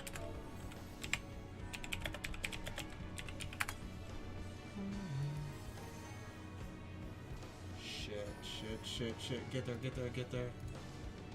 Back. Here.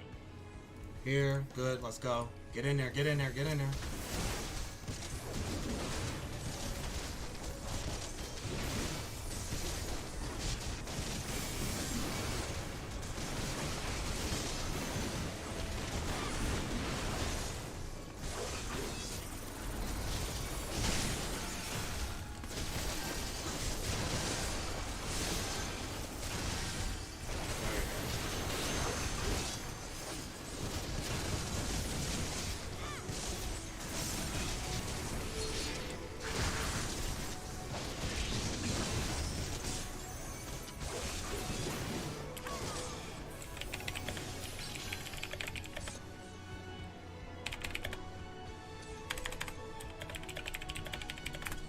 Let's get it. And they just keep going. Oh no, this is the thing, I guess.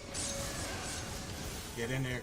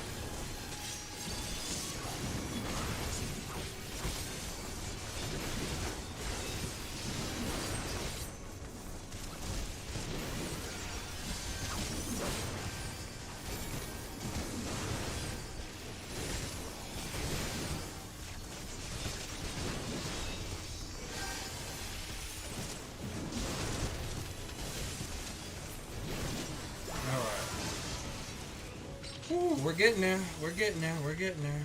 We're getting there. We're getting there.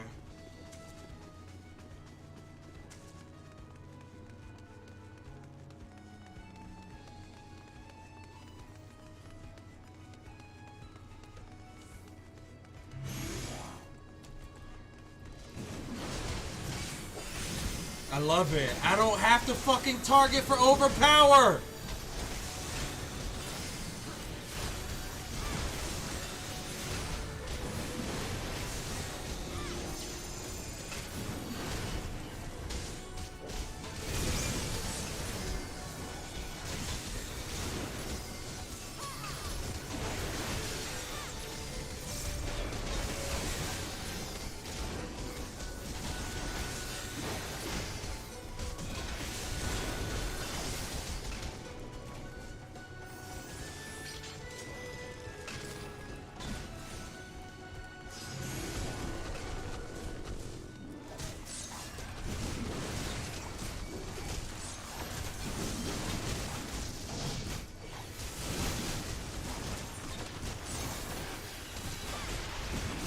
I wanted to pop the heal real quick so I could get the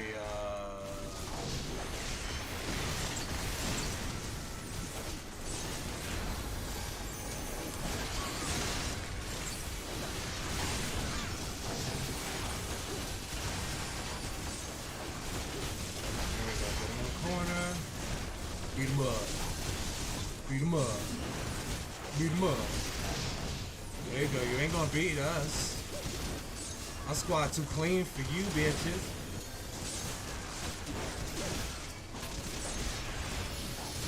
God, I wish I knew where my interrupt was.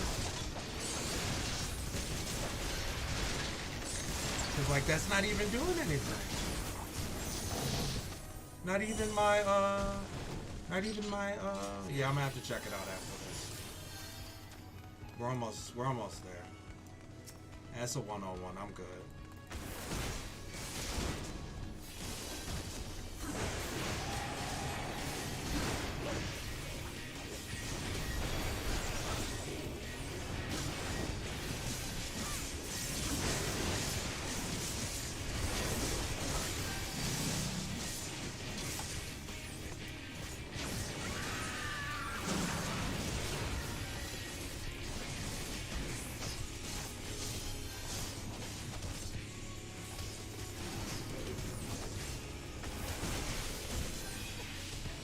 I don't know what I'm supposed to be doing.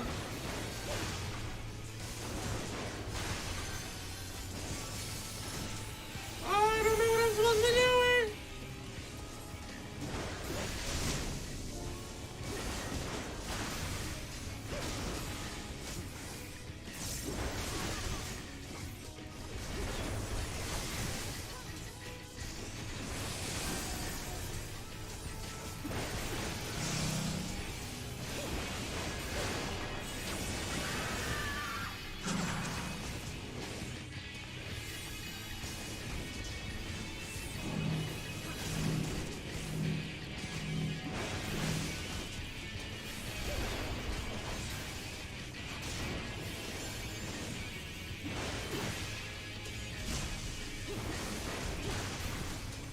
Okay, that's not bad.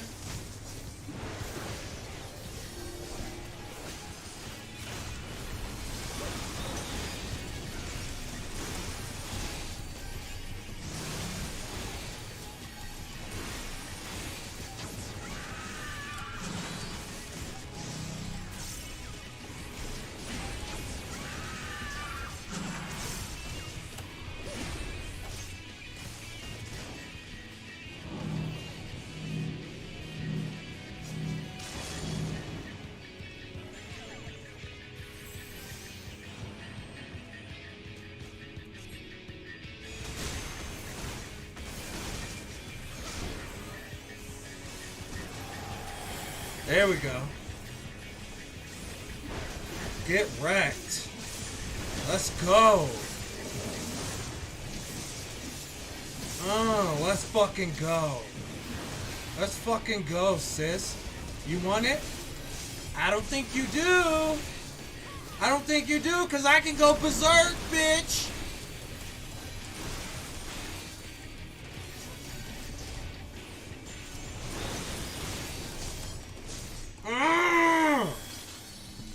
I'm sorry.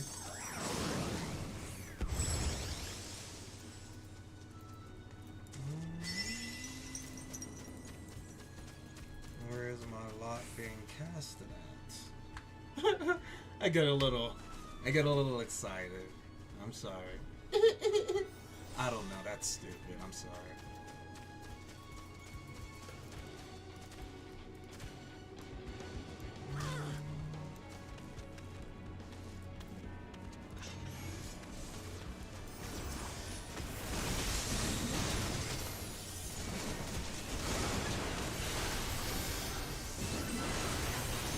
Telling you, like, my go-to move is to get everybody together, start my rotation, and then heal myself. It is literally the best way for me to keep aggro.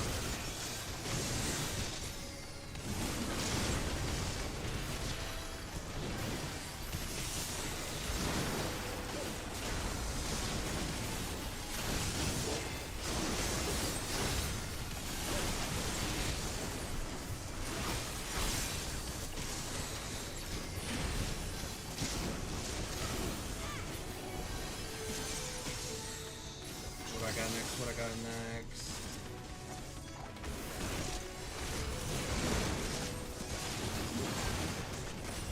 Can't do it yet.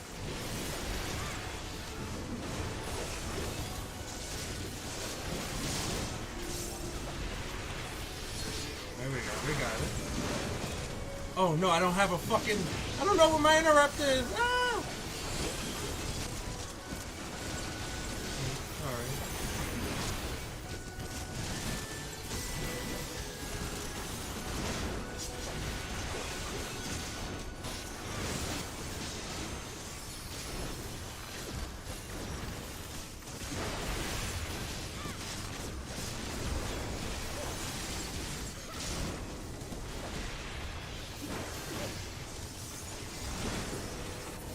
In the name of the light, what? What does that even mean? In the name of the light, you gonna catch these hands?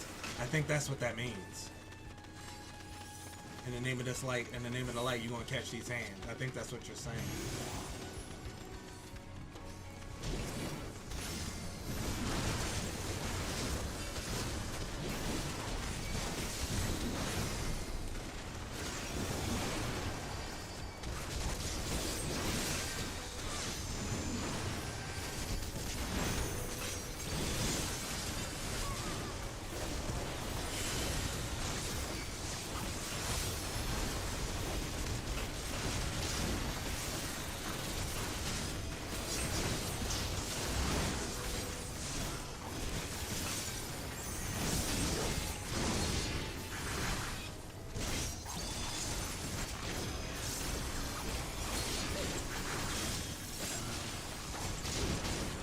It's a defensive cooldown too, because it nullifies knockbacks and stuff.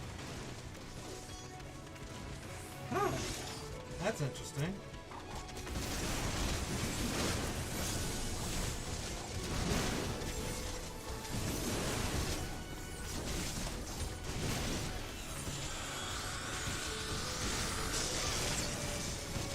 Whoa! Back up, back up, back up, back up, back up.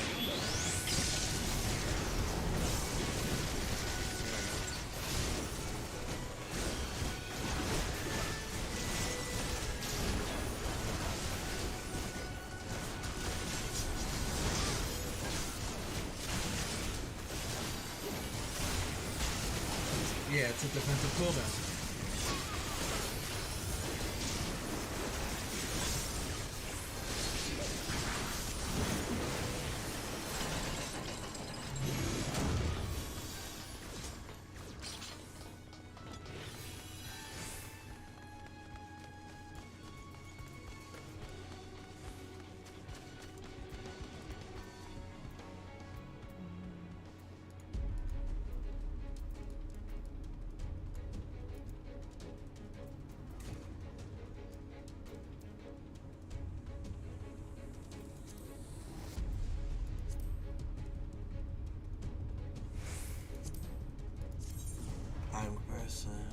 Oh, I'm at 530. That's, yeah, I don't need any of this stuff probably. Yeah.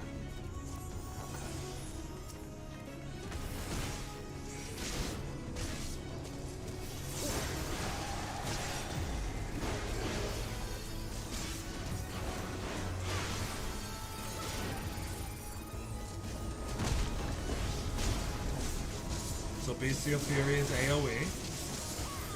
And it locks off the room.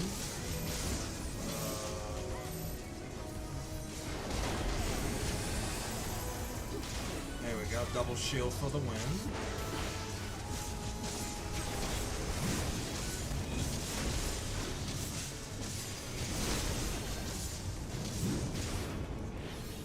I just went super fucking tanky.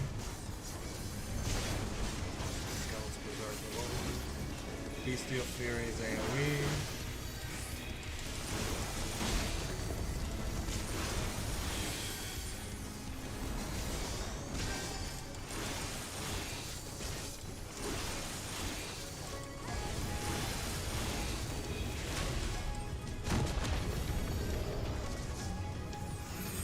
Whoa. Dude, get the fuck away from me. Okay, good. Do I get behind it?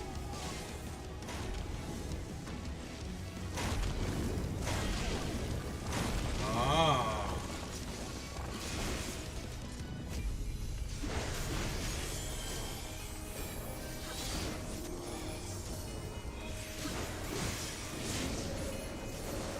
Knockback.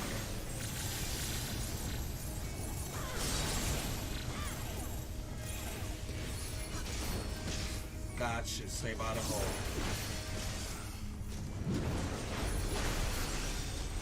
What is he doing? Front strike. Oh, god damn it, wrong one. Get on this side.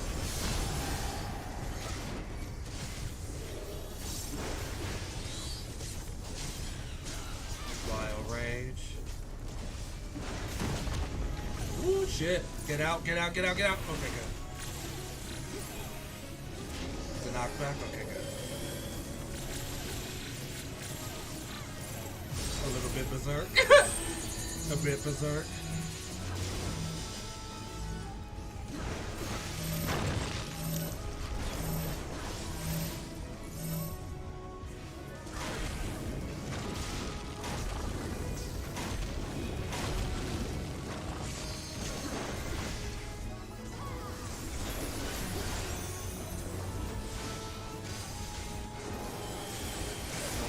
Get you a big old shield. Ooh, perfect too.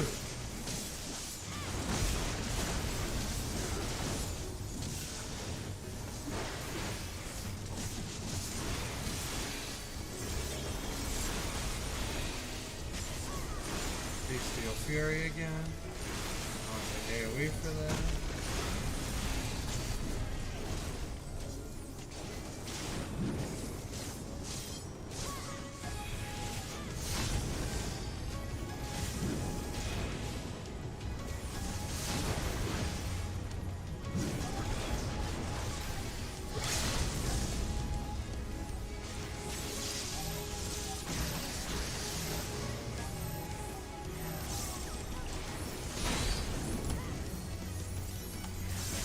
Gimme! Ooh, I was trying to get that last hit.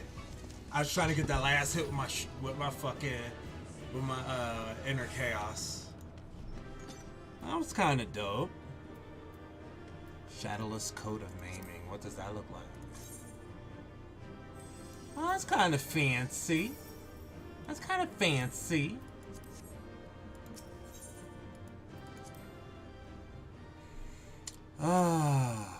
That was a little frustrating, only because I didn't know where my alt key was, and my buttons underneath my beast gauge, and I'm gonna move my beast gauge directly underneath those buttons. Now that I think about it, I kind of like my layout the way it is. Oh my god, just look at that! Look at that! Look at that! Look at that thrill of battle! That Her fucking animations on Warrior fucking just well, the Warrior's animations are my favorite animations. That's what makes this my favorite class. Like, I lose my fucking mind.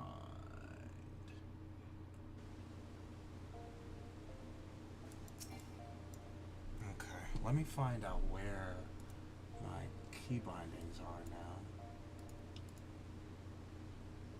Alt C space. Put off down here. Put. I don't even know why I had C down there, because I don't really use C like that. That's weird anyway. What about this? A. No, I need. Oh. That's weird. Anyway, I wasn't using. Hold on, give me Final Fantasy, fucker.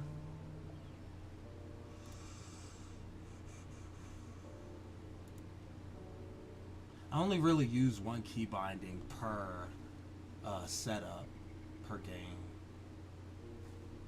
Put 0 T Alt. So Alt is down here and up here. Okay. Yeah, Alt-R is so much easier when it's down on my pinky rather than having to reach up.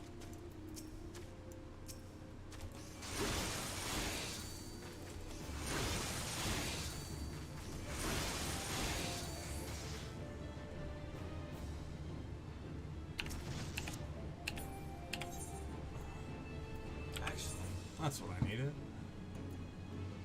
Primal Rend at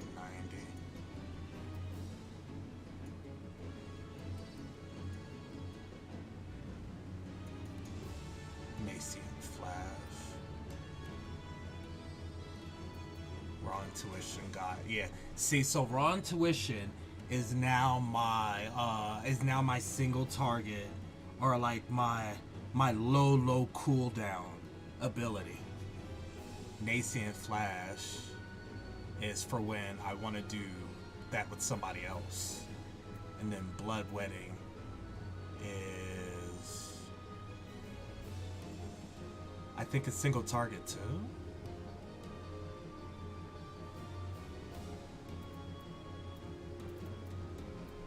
Inner Chaos. Upheaval.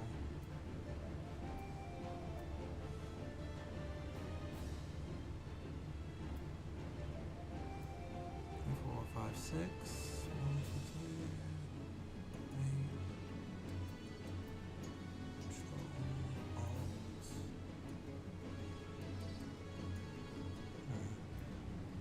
8. Oro Guinea.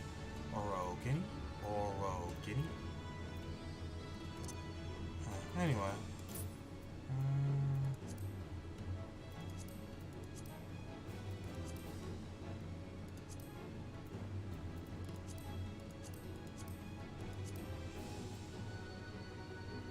Okay, so this will change Raw Intuition to Bloodletting.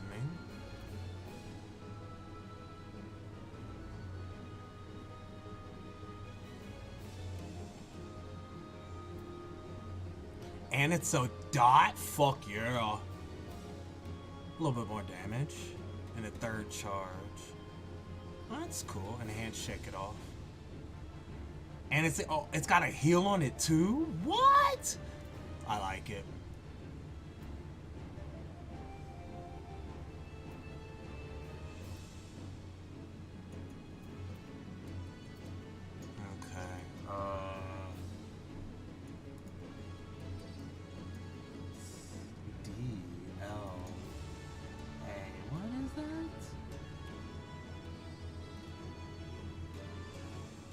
That's weird. This is Final Fantasy? Yeah.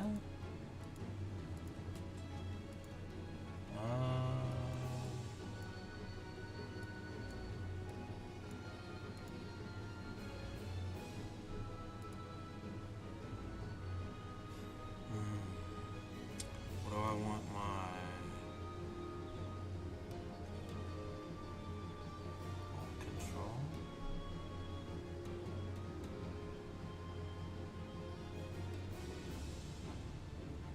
T.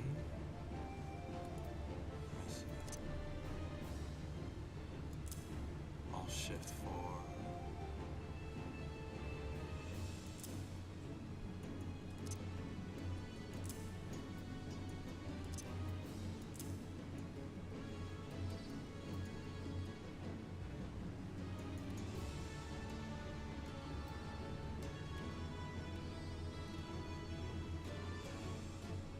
Wait. Shift F.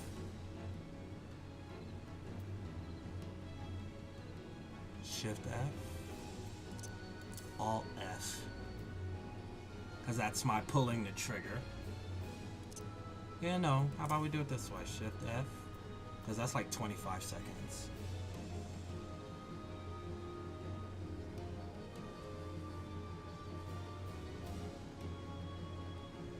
I need to see what the knowledge base is on how they're using inner release now. TFR.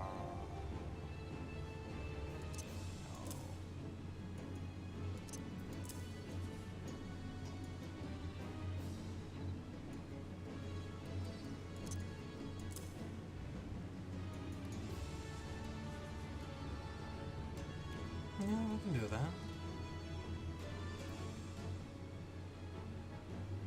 Yeah, Shift T might be better for that.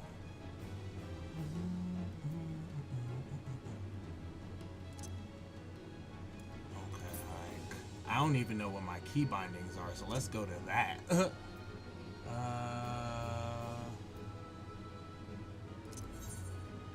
so hotbar 4, 5.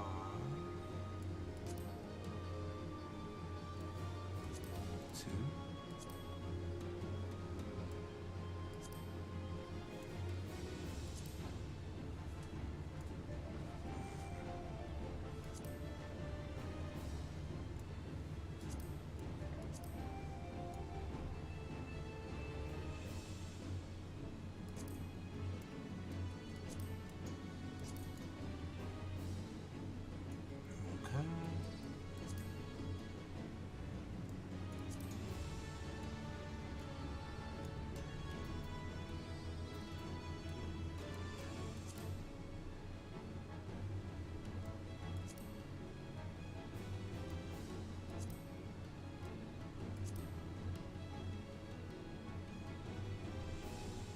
Just in case by focus target.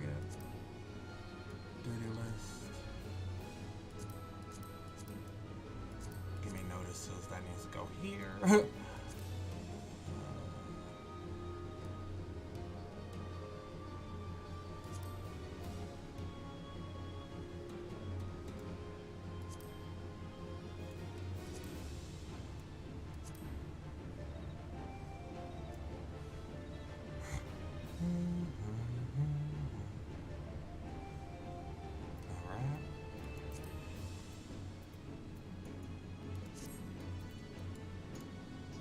Not bad, but you know, we'll tune it up. We'll tune it up over time. You know, we'll tune it up over time.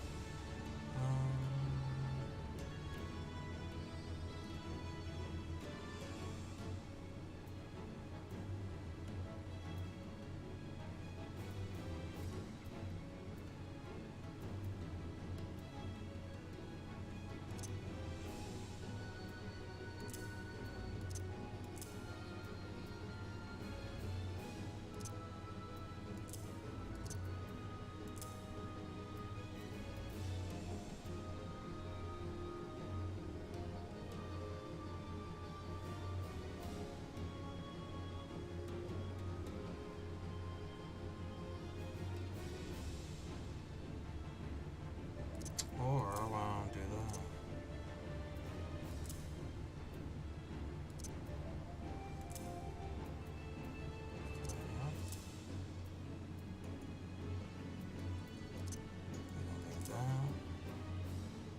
Control. Where is control at?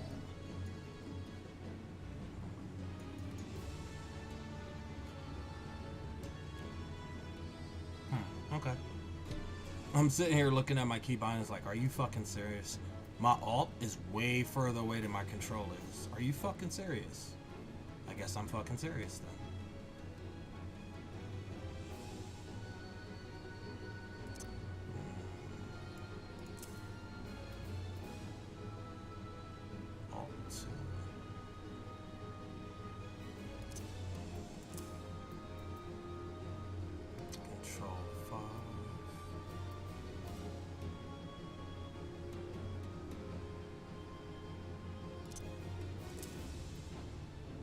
Actually, you know what? We'll put that back there.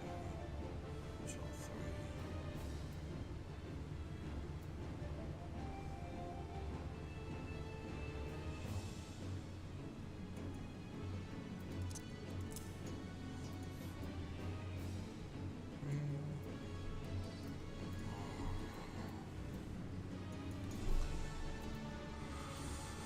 3. Actually, hold on.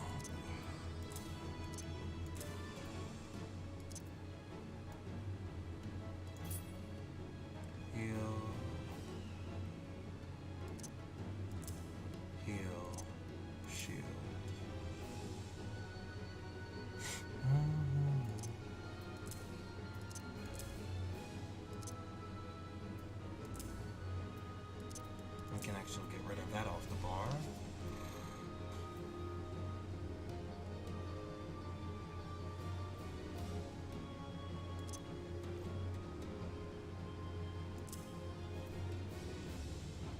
Thrill of battle, raw intuition, vengeance.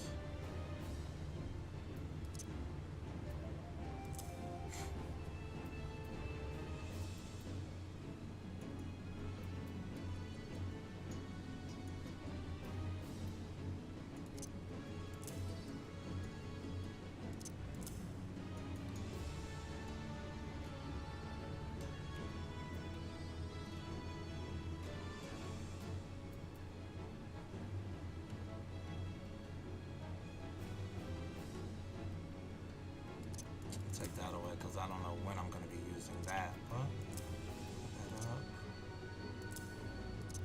Slide that down.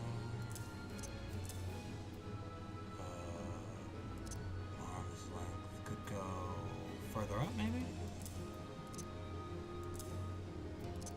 Go back here.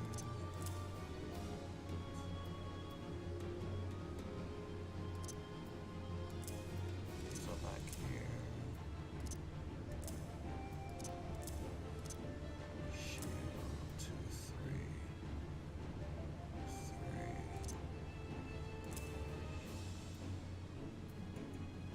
I guess take that, bring it down here.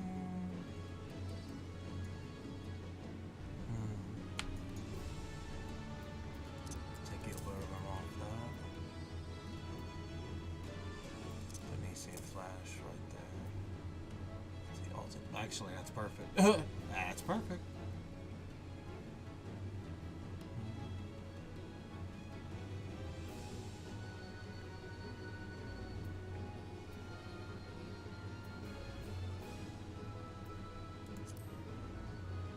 I wish there was more abilities, or at least off the global cooldowns, you know? Because, like, these are all the actions, and some actions overlap with each other depending on the level you're at. Like, I dig it. It's cool. It's cool. I like it. But, like, it's not my cup of tea, though.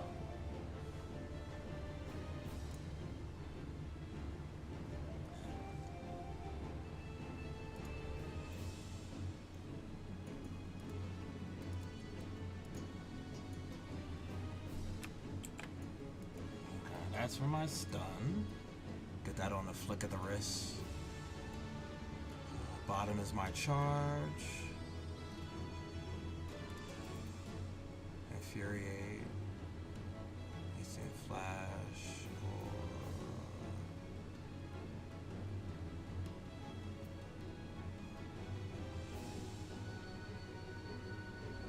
Or... Okay. Interject.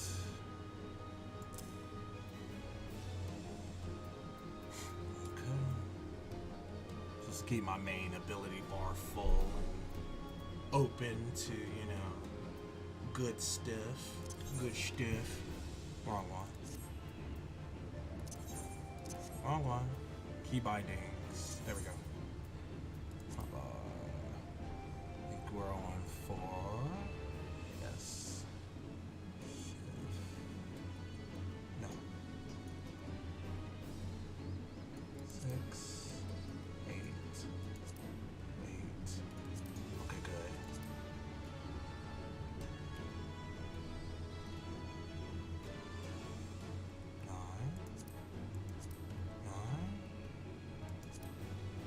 9, 9. No, not 7.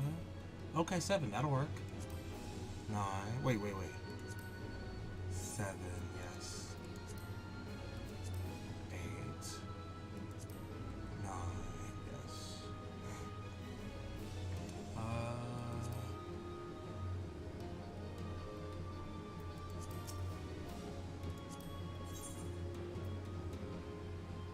Ooh. Haha.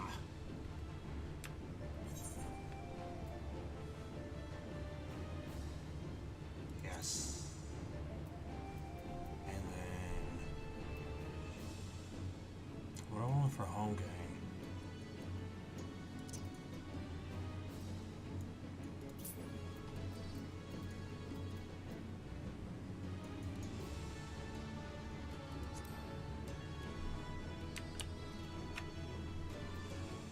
Wait. There we go. I'll put that on my home game. I don't know why I didn't do that in the first place, honestly.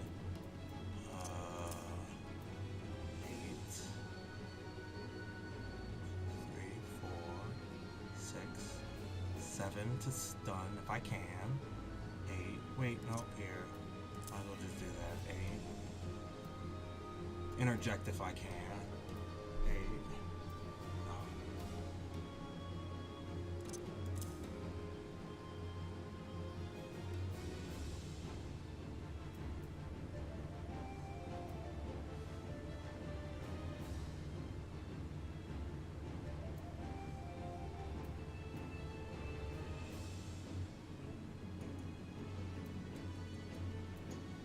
Oh, wait, I can do something now since I changed it. So, control. Let's try.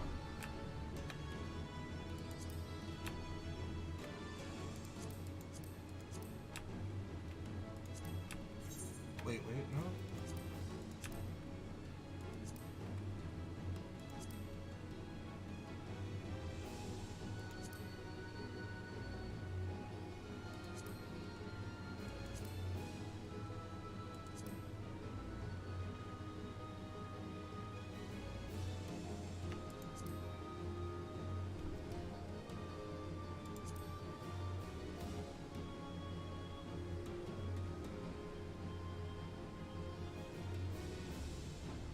Okay, so 3.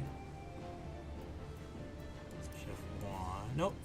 Give me shift 1, 2, because I like my shift 1, 2, 3 to be these. So 3. Sure. Ooh, yeah.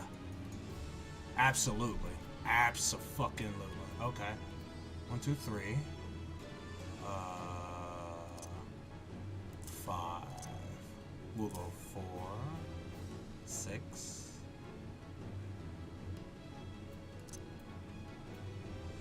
We can go 8. Take that off. We can move that here for the control shift 6. And put that on here actually.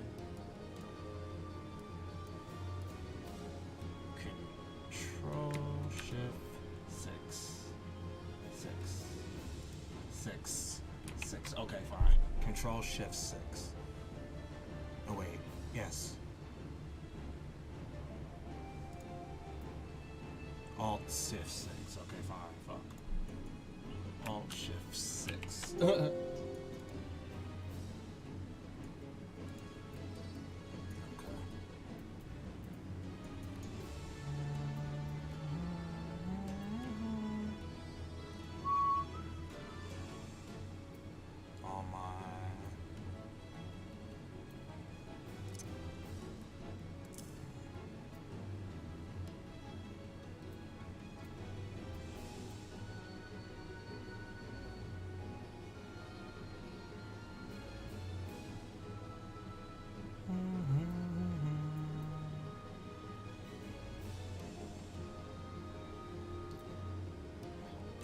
Primal Rend is a jump?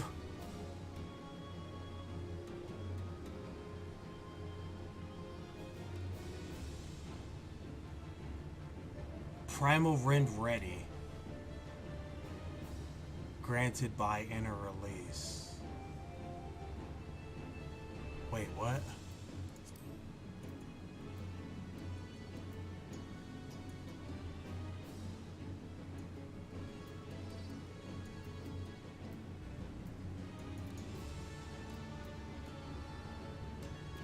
I'm actually excited. I get a fucking gap closing. Well, I get another gap closer. But like, oh my god, it's a jump. It's a jump. I need to figure out how and when to do it.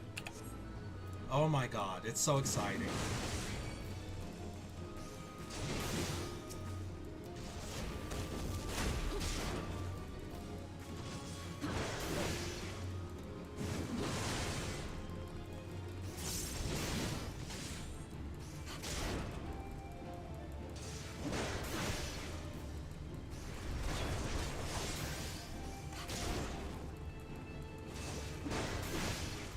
We got no alt buttons this time. Well, with the exception of my home game. And that was perfect. Boom, just like that.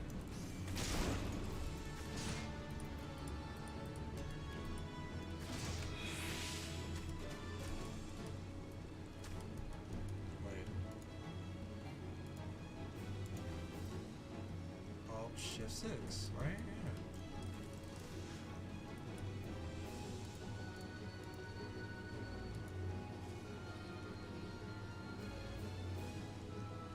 Wait a second, hold on. Is there not a profile attached to this? There should be.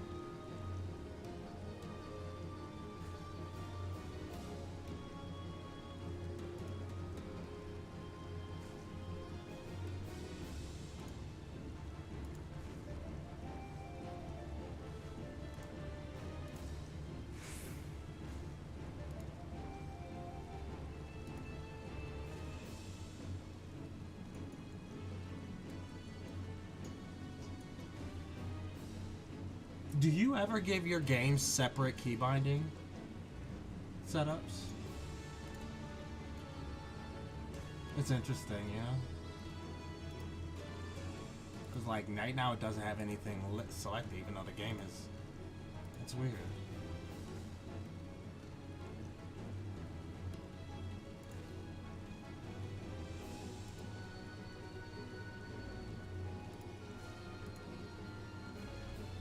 Wait, what? I lost.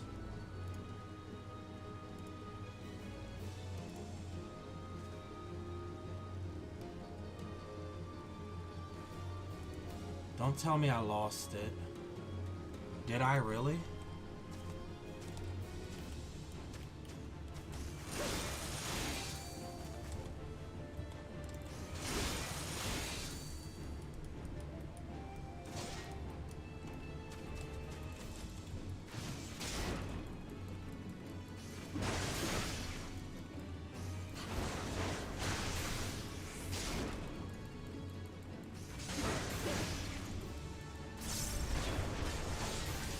So my key bindings are working, but they're not showing up on the synapse. That's interesting. Let me restart that actually. Synapse. Let's raise the central. Wait, we'll close raise the synapse.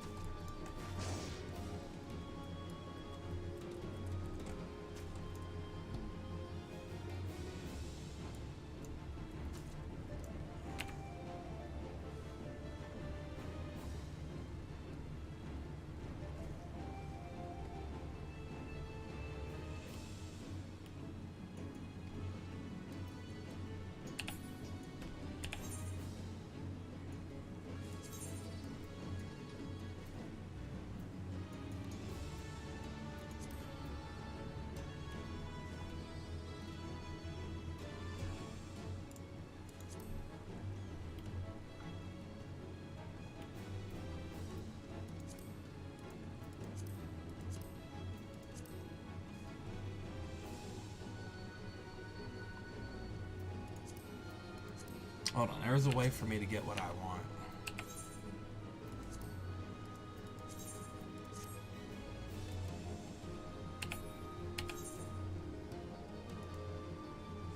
Okay, yeah, it needed to be updated. No. Come back here. What is it? Is it...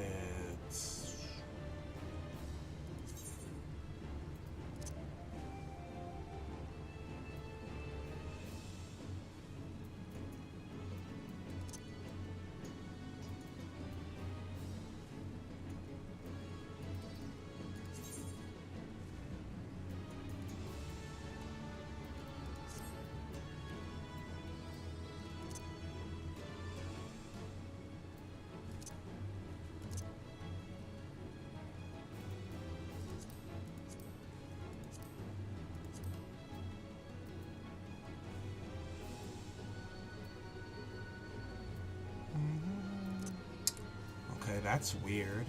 It won't. It's not showing. What's it? A key binding?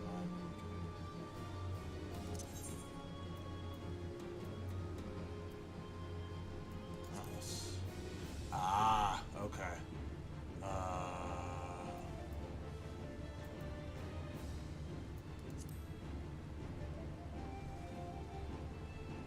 Okay, so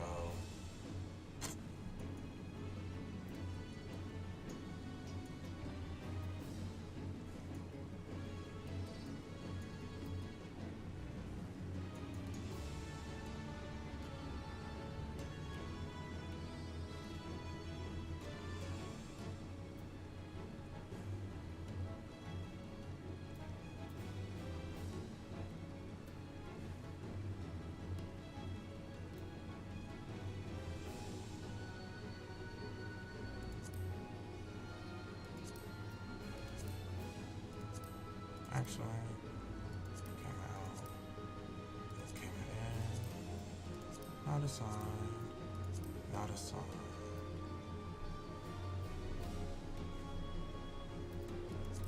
Okay.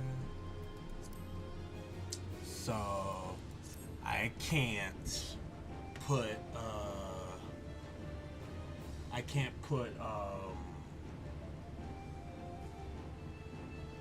the charge on the mouse up.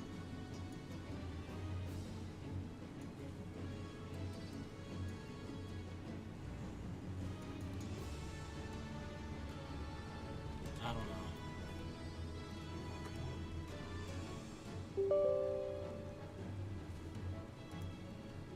Oh yeah, by the way, the fucking the CEO of Razer passed. I mean, I don't care, but like, you know, some good software. I use it very, very stringently, actually, if you want to be more specific. I use it a lot. A lot. Like, I live pretty heavily by it. Let's see.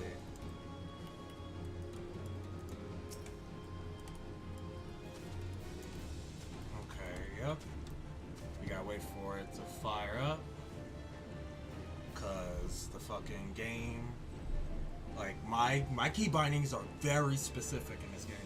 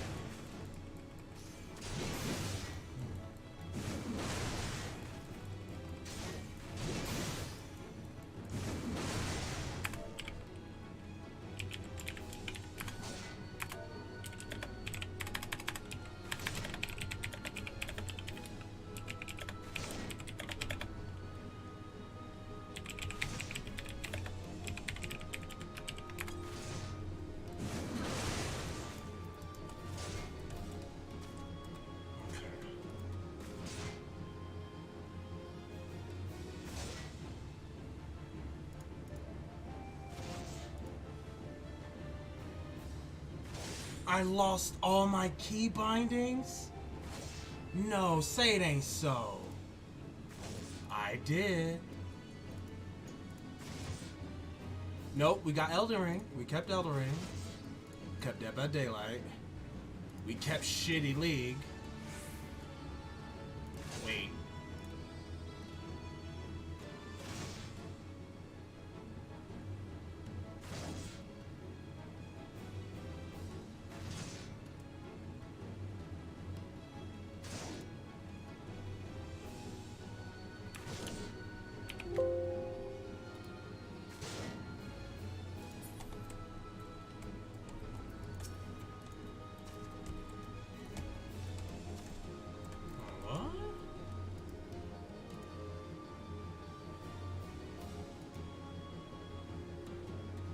That's weird. What the fuck was Shift doing there? Shift is never there.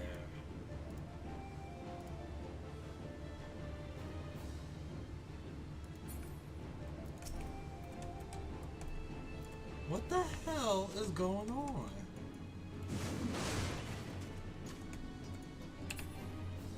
Hold on. Did I change mine? WS. Okay. It's saying nothing's there. That's weird. Don't be. You know what? I'm just gonna make my own fucking. Yes, close the window. I'm just gonna make it. Give it its own fucking thing. Hold on.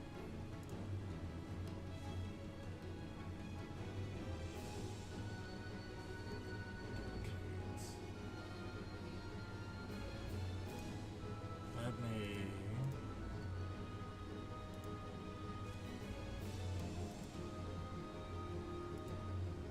I'm just gonna make it its own.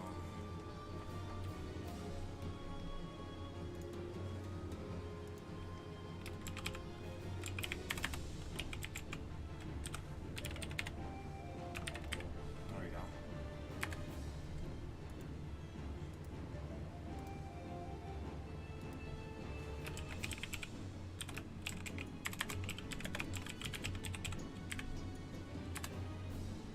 Okay.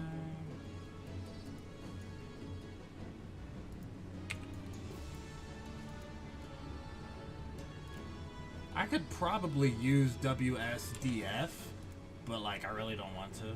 I've grown so accustomed to using WSQE just because I like to be different, and I'm very weird. I know, it's okay. It's okay. I'm weird. I'll get. You'll get over it.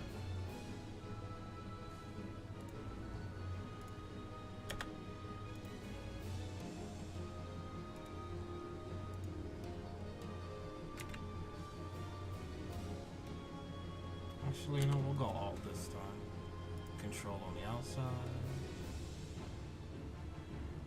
No, control on the outside. Because I hardly use control. Shift has to go right here. Because it has to. Shift is always on my thumb. It's like, it's a trigger button for me. This F will stay the same. I'll go T right here.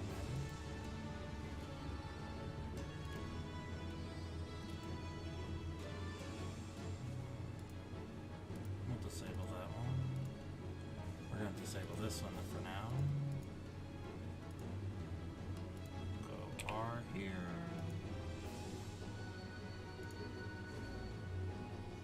And go escape here. I'll disable that.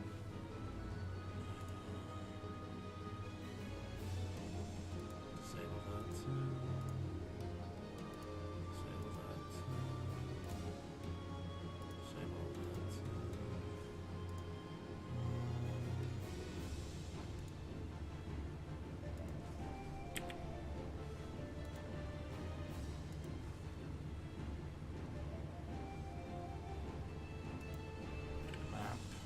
Always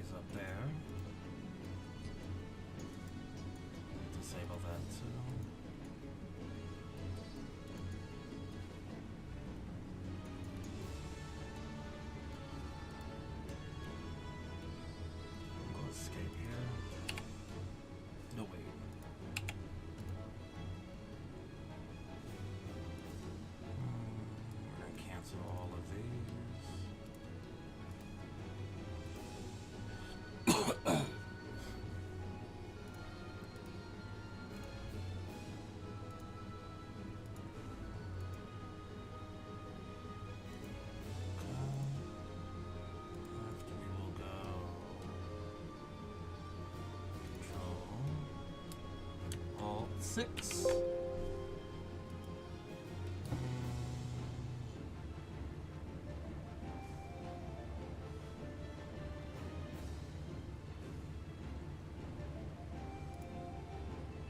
Z, maybe? Z?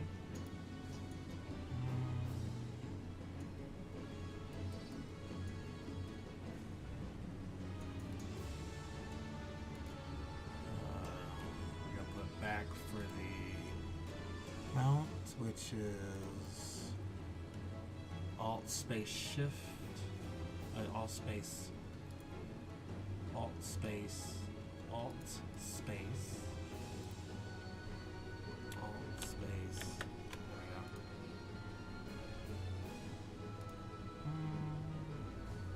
I'll just save all that for now. And now we want to take our Final Fantasy profile and link it with Final Fantasy 14. Oh yeah.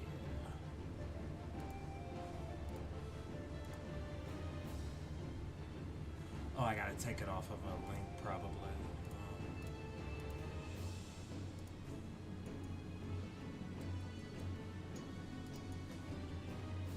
I'm gonna make them redo the whole thing actually.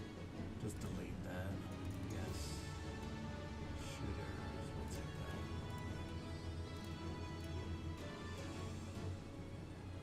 There we go. It's one link, one game. One link, one game.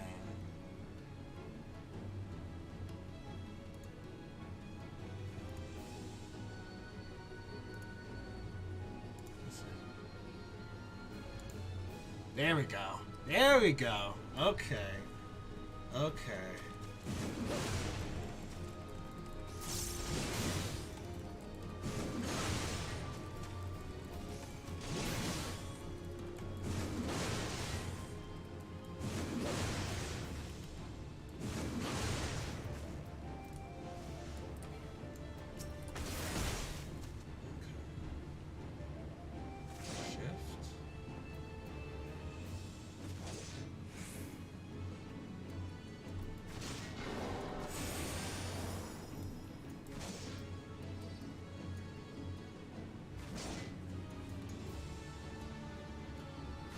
Thought I changed these all the shift keys.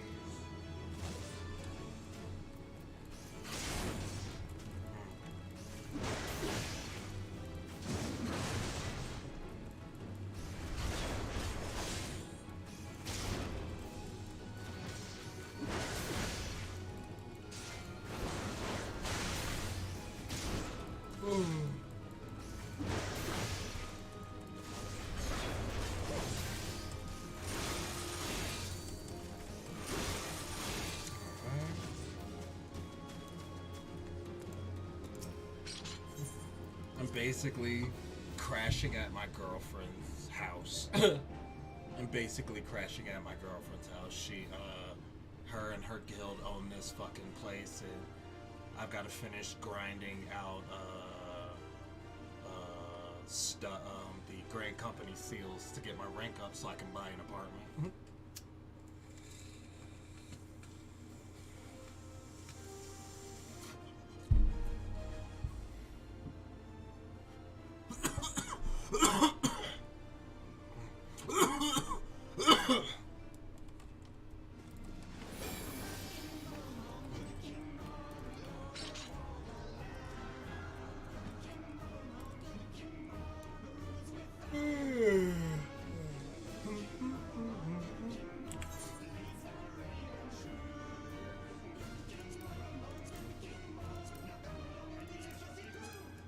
Trials are decent.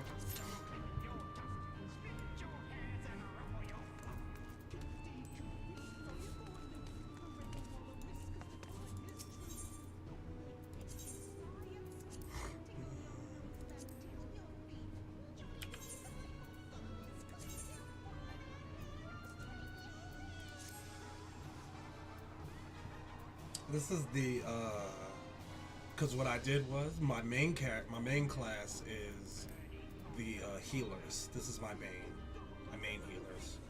Period. I got summoner just because I like summoner as DPS.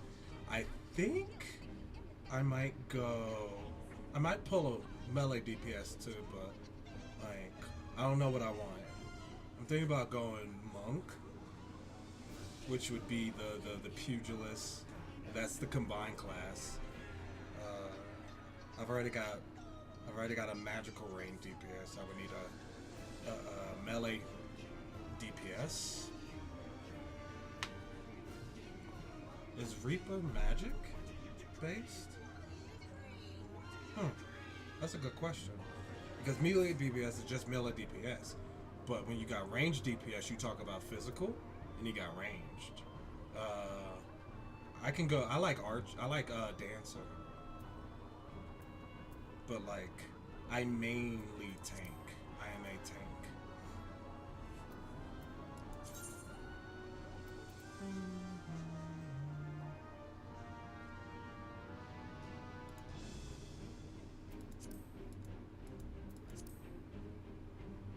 I don't know. Do we ever get champion and stuff like that?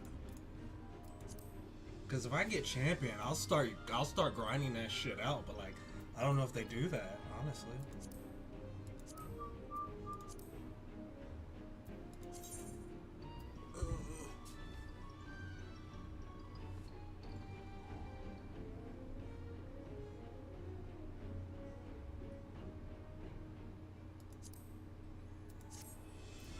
World cleaver. I like that.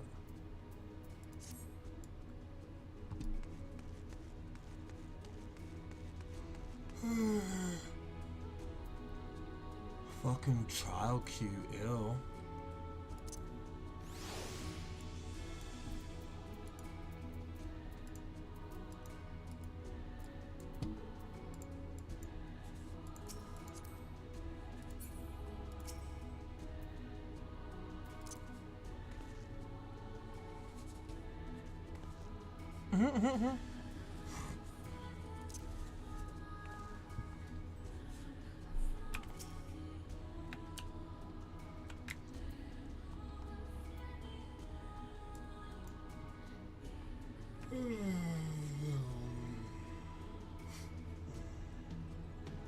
This music, I swear to God.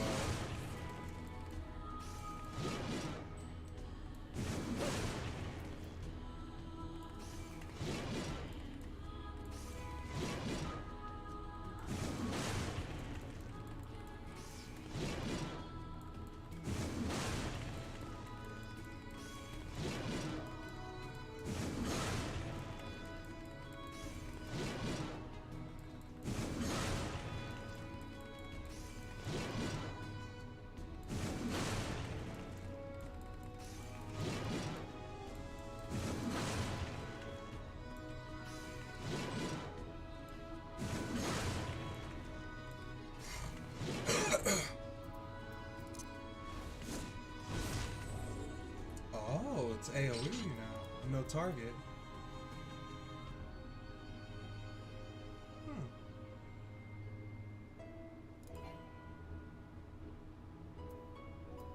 I can't use this on myself, can I? Fucks! Okay, so this has to be done with a party member, a teammate. Which is, that makes sense. That makes sense.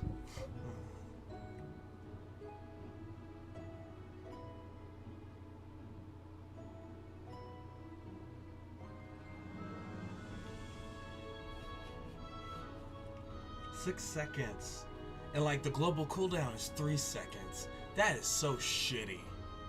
Like the global cooldown is so fucking, like watch this. That's the global cooldown right there. I can't leap any attacks with it. I can do that. Hit. I can't even, oh wait, no, wait. What is an AoE that I have that I can use right now? Wait, I can probably do this.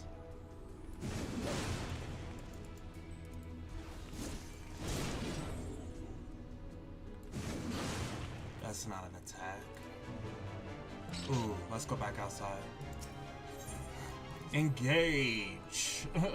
Engage what? We wonder.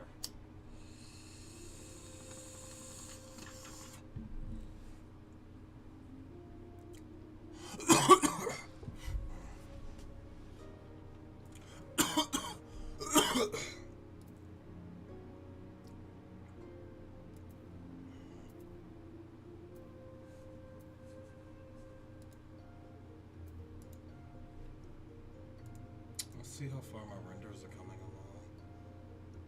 Oh, my first one is still rendering. That's fun.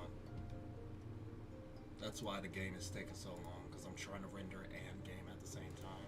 A pretty intensive game at that.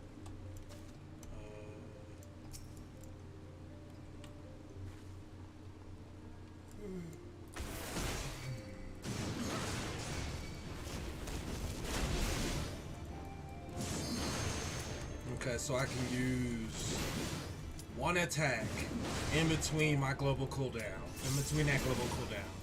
And that's it. And then there's even the delay on that. Well, the delay is my my ping plus the fact that I don't have any skill speed. The skill speed is what you need to level up your to make your global cooldown go faster. Ooh, lightning daddy.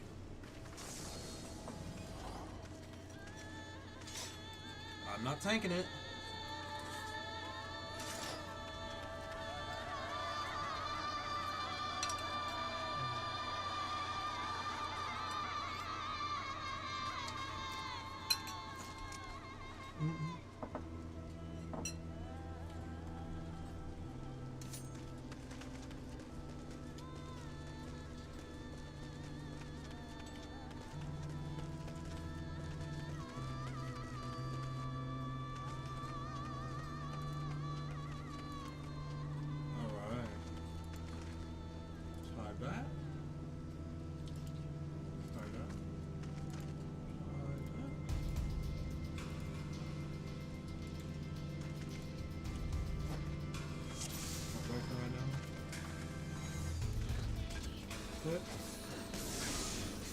Use it. Do that. All right.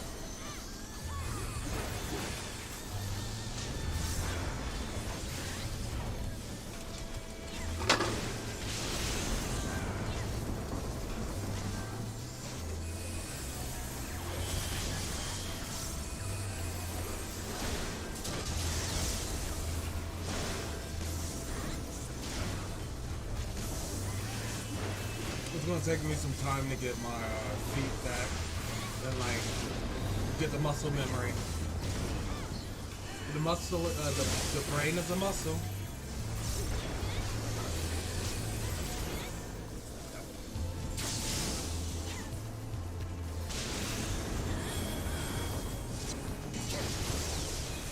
I don't like hitting people with AoE unless if I have to, but I need to know the fight will demand that in ahead of time. You know?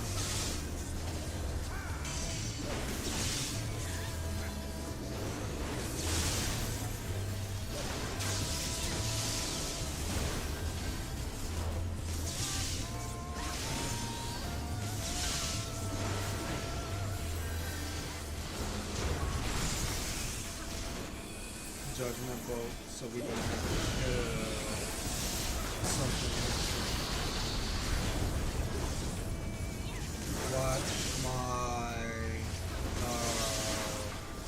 Watch my enemy meter right here.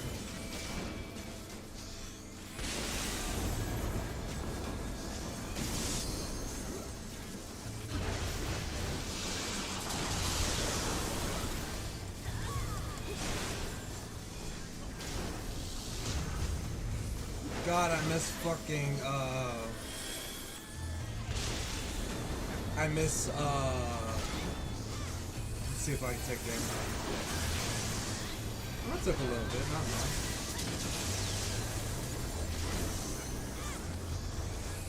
Okay, now we gotta kill arbiters. Where's the arbiter at?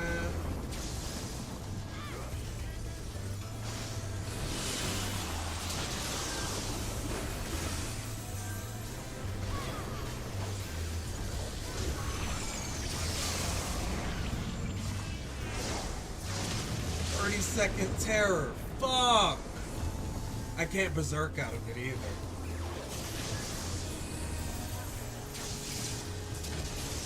Fuck!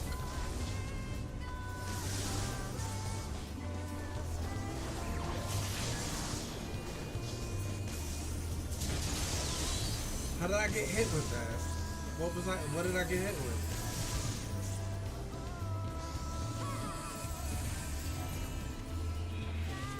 That's okay. We still beat it. There you go. Big boy handled it by himself. Big boy handled all that by himself. I ain't even mad. He gets my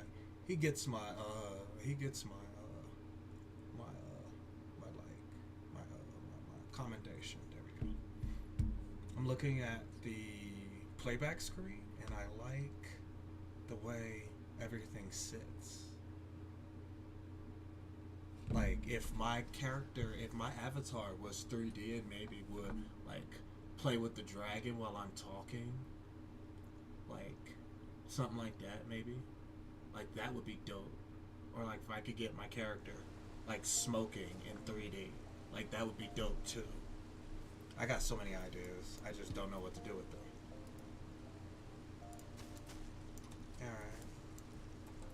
Alright. Did I put him up?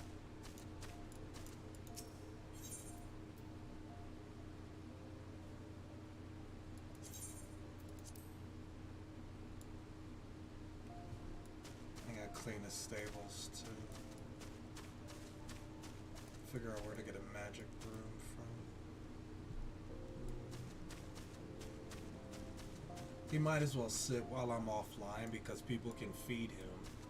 If I lived in the apartments, which are like right here, or like no wait, is that the apartments? I think so. I think those are the apartments. It's either there or like in the center somewhere typically, but like yeah, I think those are the apartments. But the apartments have a local stable too that people can use and do all of this and do all that. I think it's pretty badass. Let's see what else we got left.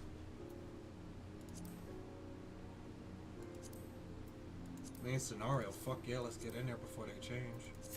Cause main scenario is the movie one. This is what I call let's go to the movies.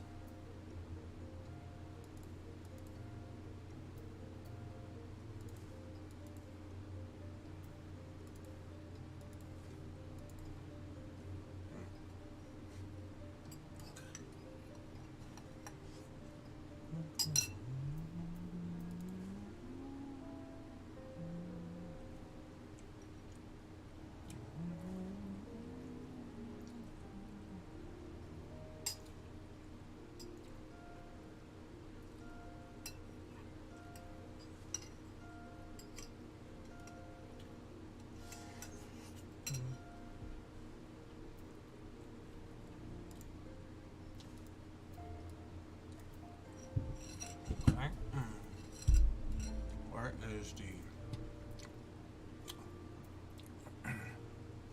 the corner thingy to okay,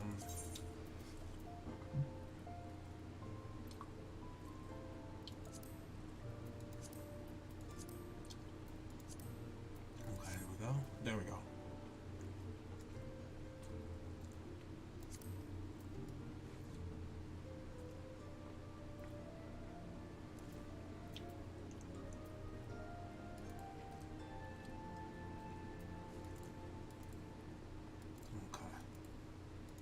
think that's perfect, actually.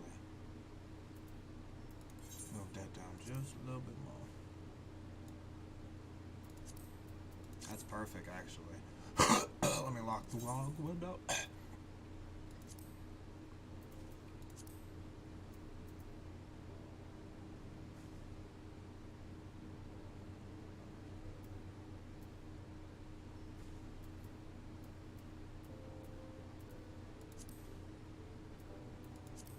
Yeah, so I got a mute channel for just when I want to just have nothing on my screen and I'm not talking to anybody.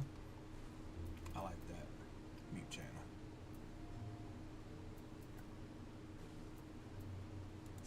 Error catcher.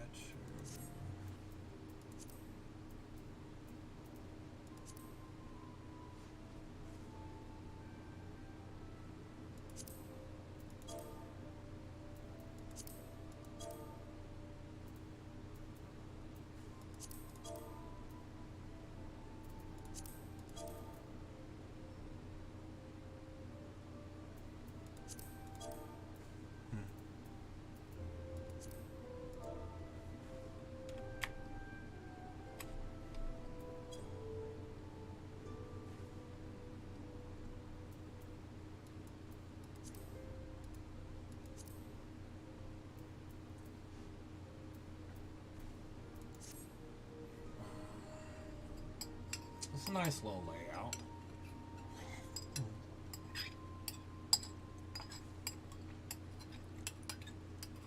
See what that looks like now.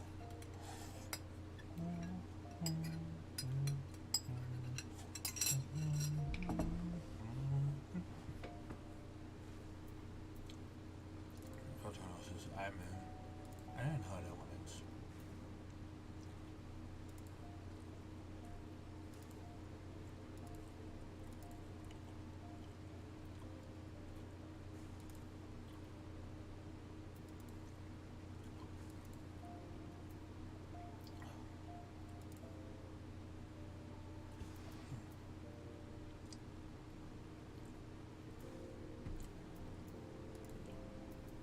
Basically want to turn that off for a hot second.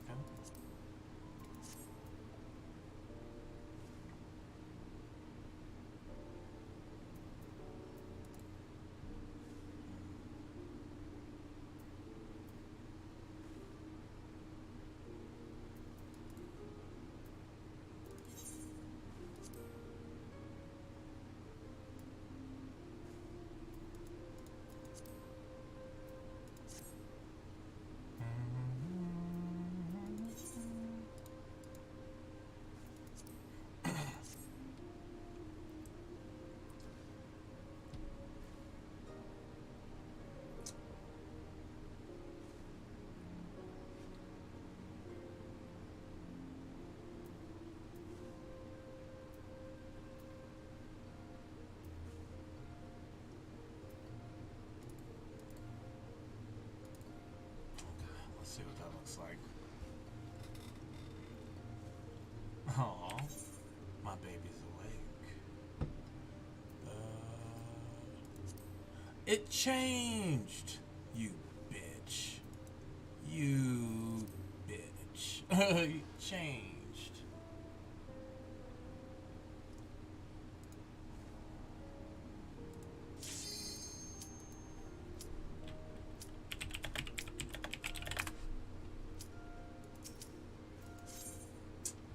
And see, I missed out on the fucking thing because it wasn't. Not happy. Looking suspiciously around. I'll solve my sorrows with weed. It is the thing to do. Today is Wednesday. That is crazy. I switched my workouts from Monday, Wednesday, Friday to Tuesday, Thursday, Saturday, Tuesday, Thursday, Saturday, with the option of Sunday. Only reason why I gave myself the option of Sunday is just because that fourth day I don't always feel like working out, and the 3 days I do all of my Olympic weightlifting. The true power of the Ultimo weapon. Yeah. Ultimate these nuts, sir.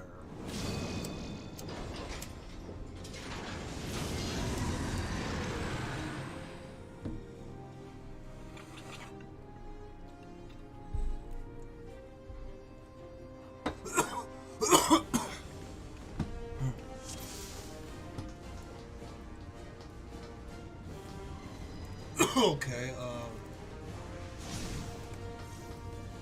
this is the Echo. We're waiting for...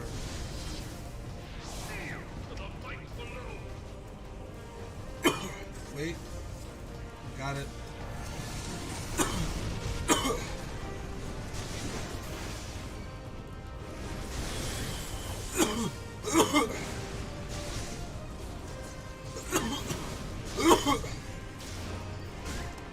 Don't have my cooldown.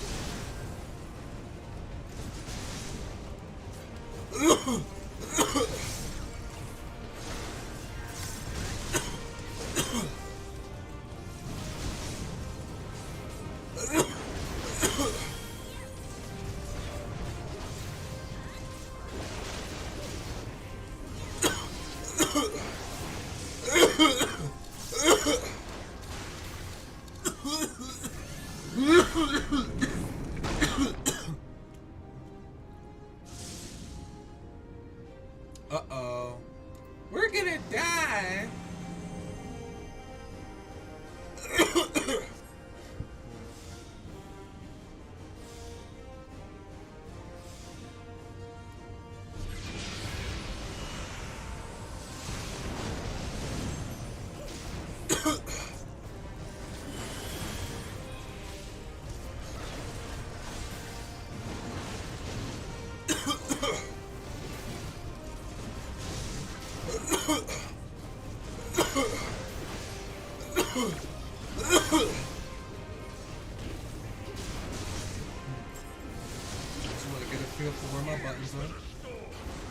Because sometimes I use my interrupts to just weave in between.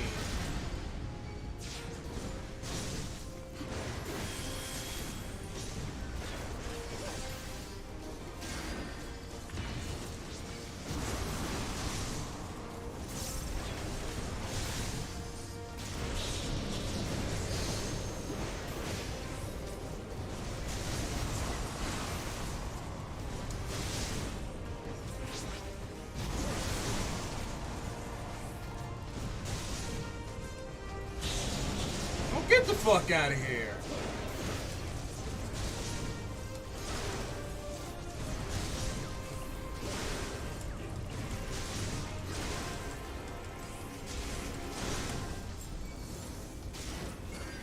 I'll take my direct hits, please.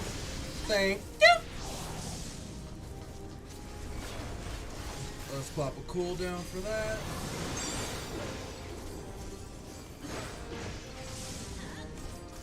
Get out of there. I got no run. I got no run. Ooh, fuck.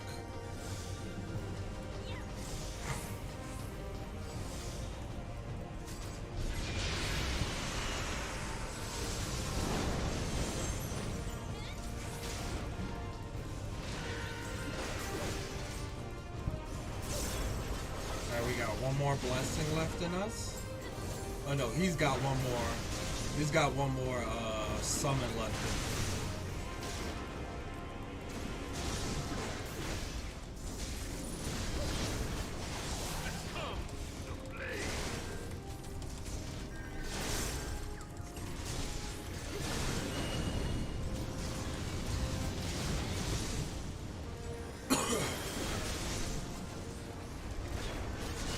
My name is Q, and I like to tank.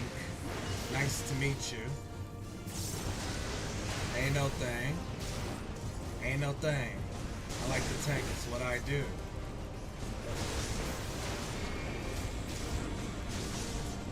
Do we get away? Okay, we get away. Woo, fuck. No explodey. Fuck. Well, I mean, I took one radiant plume.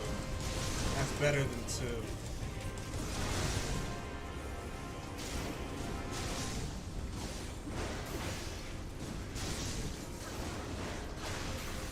We got it. You can only do so much damage because we're gate kept by this little symbol right here, which means we're level up, which means we don't get the scaling that our gear provides, nor do we get the might as well just attack.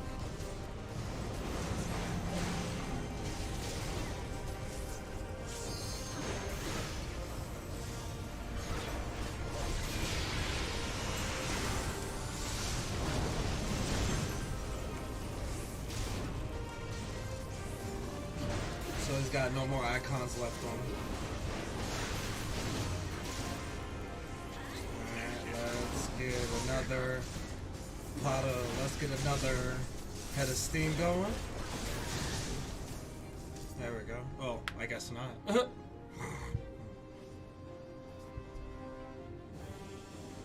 So do you like the layout like this? Does this look good? I don't know. Because you suck. Can her strength truly be so great? It really is. It really is that great. But it's that too. It's the blessing of light too. But I am the warrior of light. That is my role in this game. La Habrea. Your foe acts under the protection of the crystal she bears.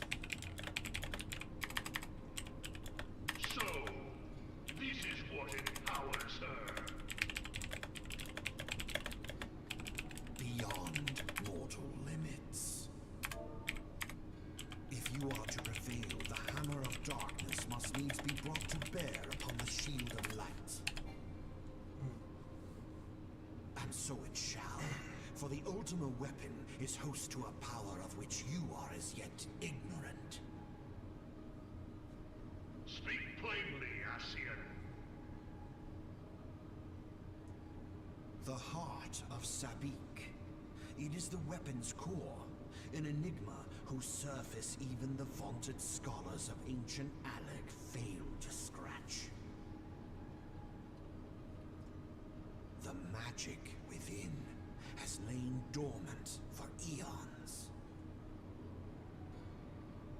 I'm gonna need to get a new pair of headphones because these ones that I wear in the gym, that I wear everywhere, I think they're gonna go. I think they're gonna take a dump on me because they're not waterproof, and I sweat a lot. I sought the life force of the primals for no other reason but to quicken the core. For the true power of the Ultima weapon lies within its now beating heart. They changed a lot with Endwalkers. This used to be like an 8-man. Like an 8-10 man? This was a much bigger dungeon. This was like a raid. This wasn't a small, like, 4-person dungeon. I appreciate it being broken down like that because it kind of makes it faster. You know, like with the power of the of her power, you don't really need 8 people, honestly.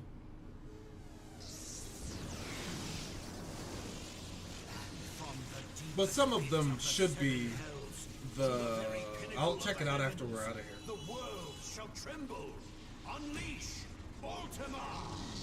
You can try.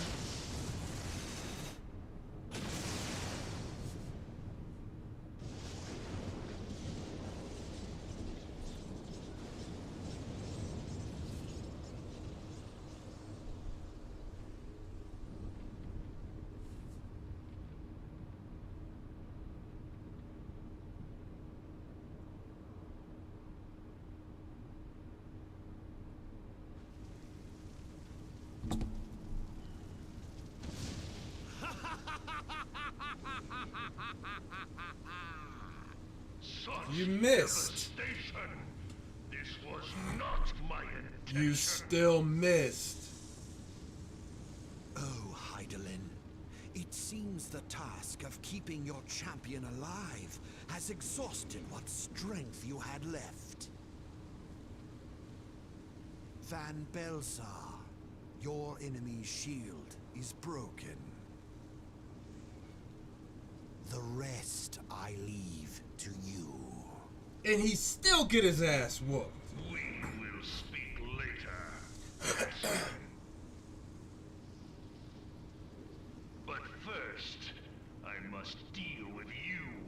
The question of who is mightier remains.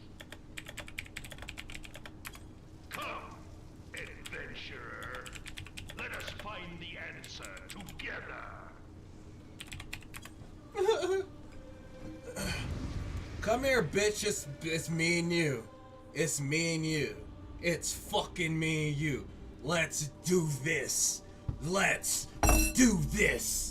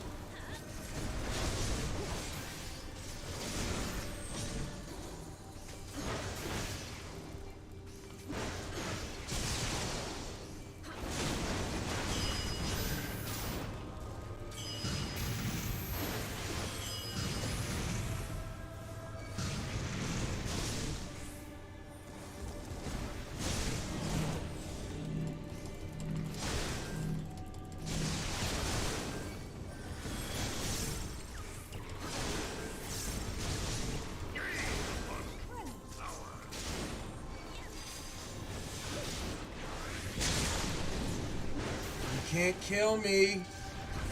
You can't kill me. Haha. You suck. You suck.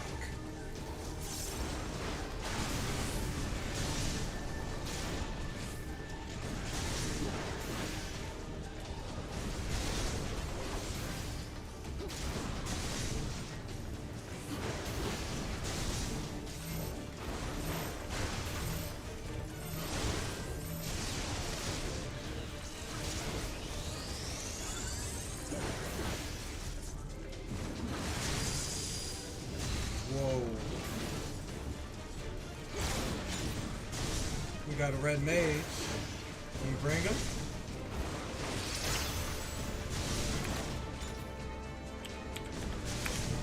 Woo, get out, go, move, move! You gonna rip me into pieces? Fuck, I don't have a heal either. Oh, god damn. You see, I knew that. I'm stoned. That's no excuse, but I'm stoned. Stack marker. I did not see the stack marker.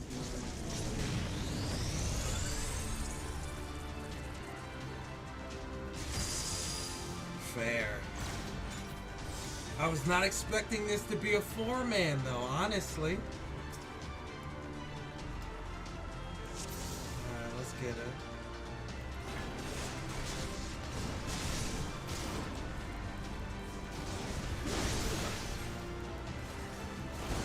Oh, shut the fuck up.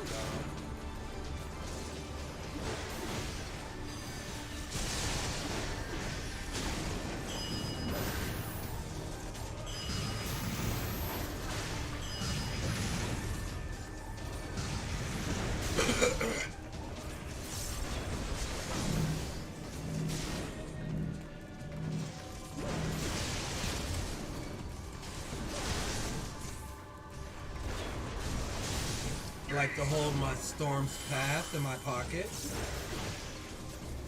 Alright, what do we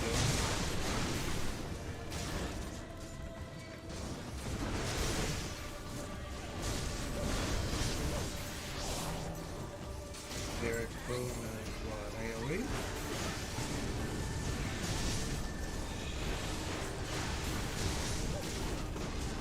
Okay, good. I'll take a hit, I don't mind.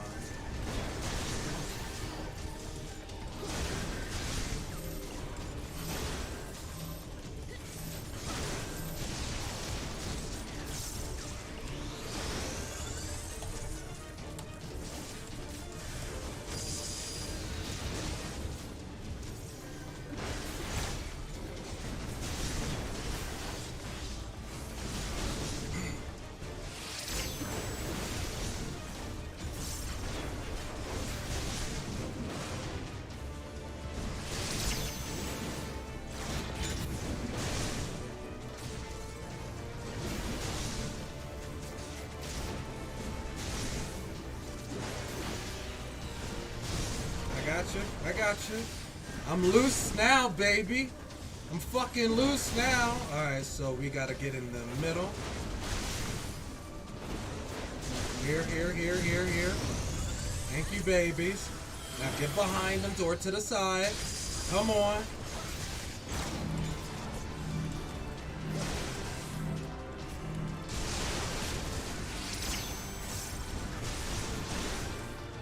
We got this. Whoop.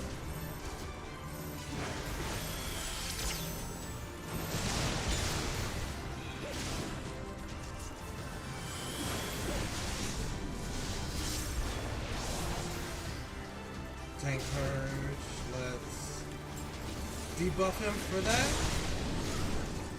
And anything else for like the next 10 seconds. We got it. Nice and simple. Nice and simple. Whoa. Get right here. There you go. Don't move, baby. Don't move.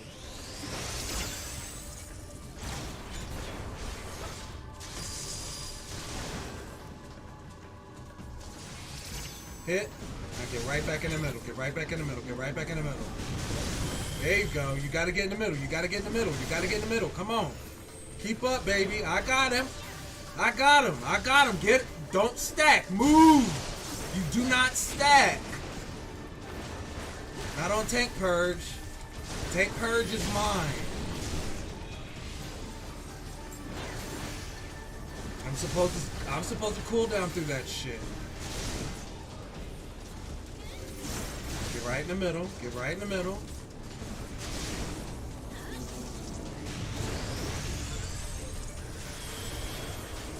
There we go. Move.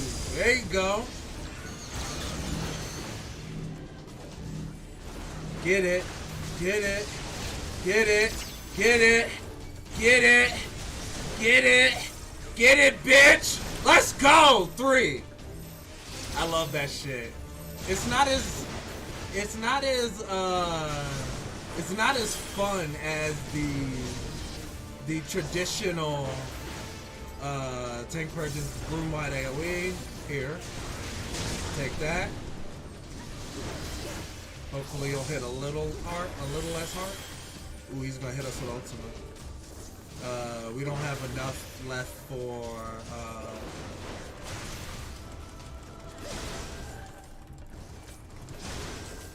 we gotta turn up the damage now. Get him. He's not gonna attack. You gotta burn him down. Get him.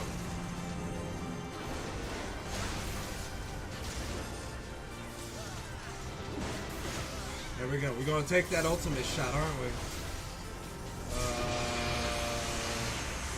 I'll pop a cooldown for it too. We're gonna take that ultimate shot, aren't we? Let's go. Let's go. You can't beat my will in this game.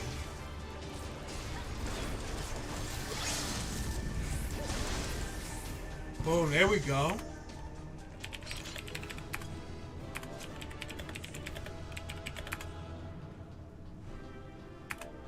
New experience.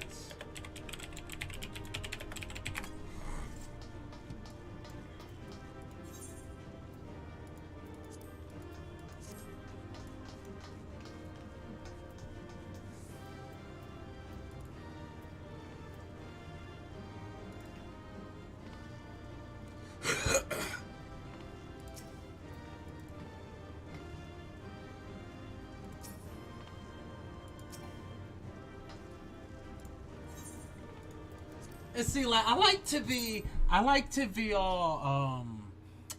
I'm stoned right now too, so excuse me. Good morning.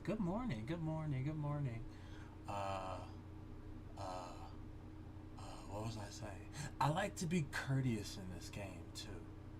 Like, the game has an emote system, and so when I'm talking to people in the game, I use the emote system too, in addition to what I'm typing, especially if we're person to person. And like, I do it with my girlfriend, I did it with my boyfriend the other day when we played. I've done it the entire time I've played this game. That's one of the things. Oh, it's wet outside. Oh, we gotta get inside, girl. It's wet. We can at least bum out on the fucking kitchen in the living room. Oh go say good morning to her.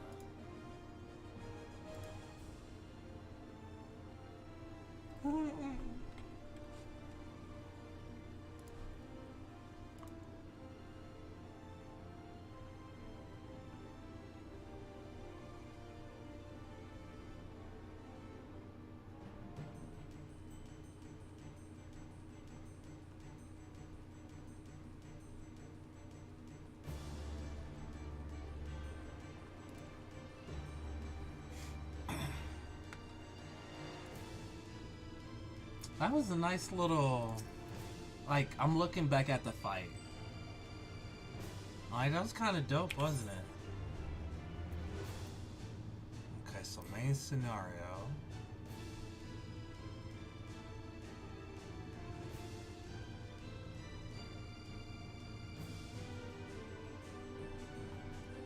Let me go to...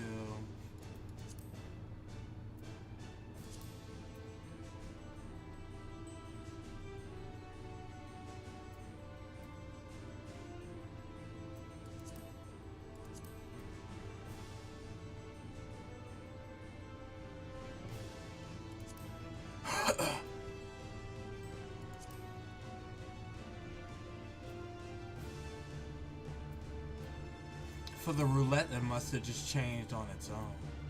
Ooh, the dark inside.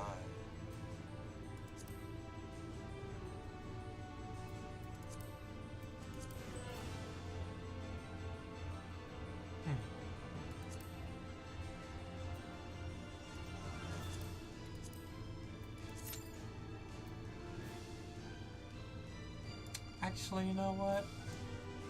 No. No, we're gonna just, we're gonna go to bed. That's what we're gonna do. We got like, what, 2? What did we do today? How many did we do today? And we got a level 2. So we did that. We did that. We did that. That's not bad. We got 3 out of 5 done. That's not bad. We can go to bed.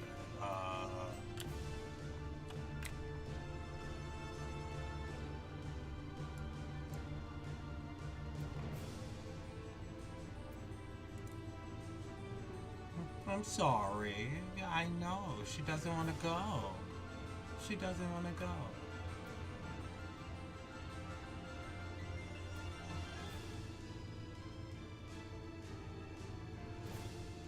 Let's see. Do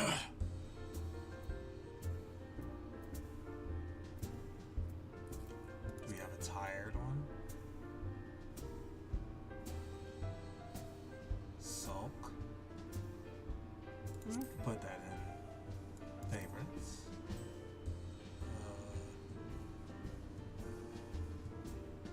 We do have stretch. No tired. Doze. Oh yeah, execute. It's because we're tired. We're tired.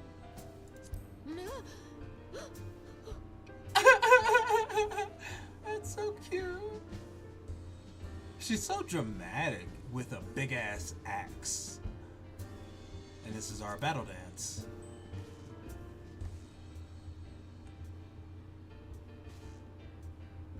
I like that. We'll add that to...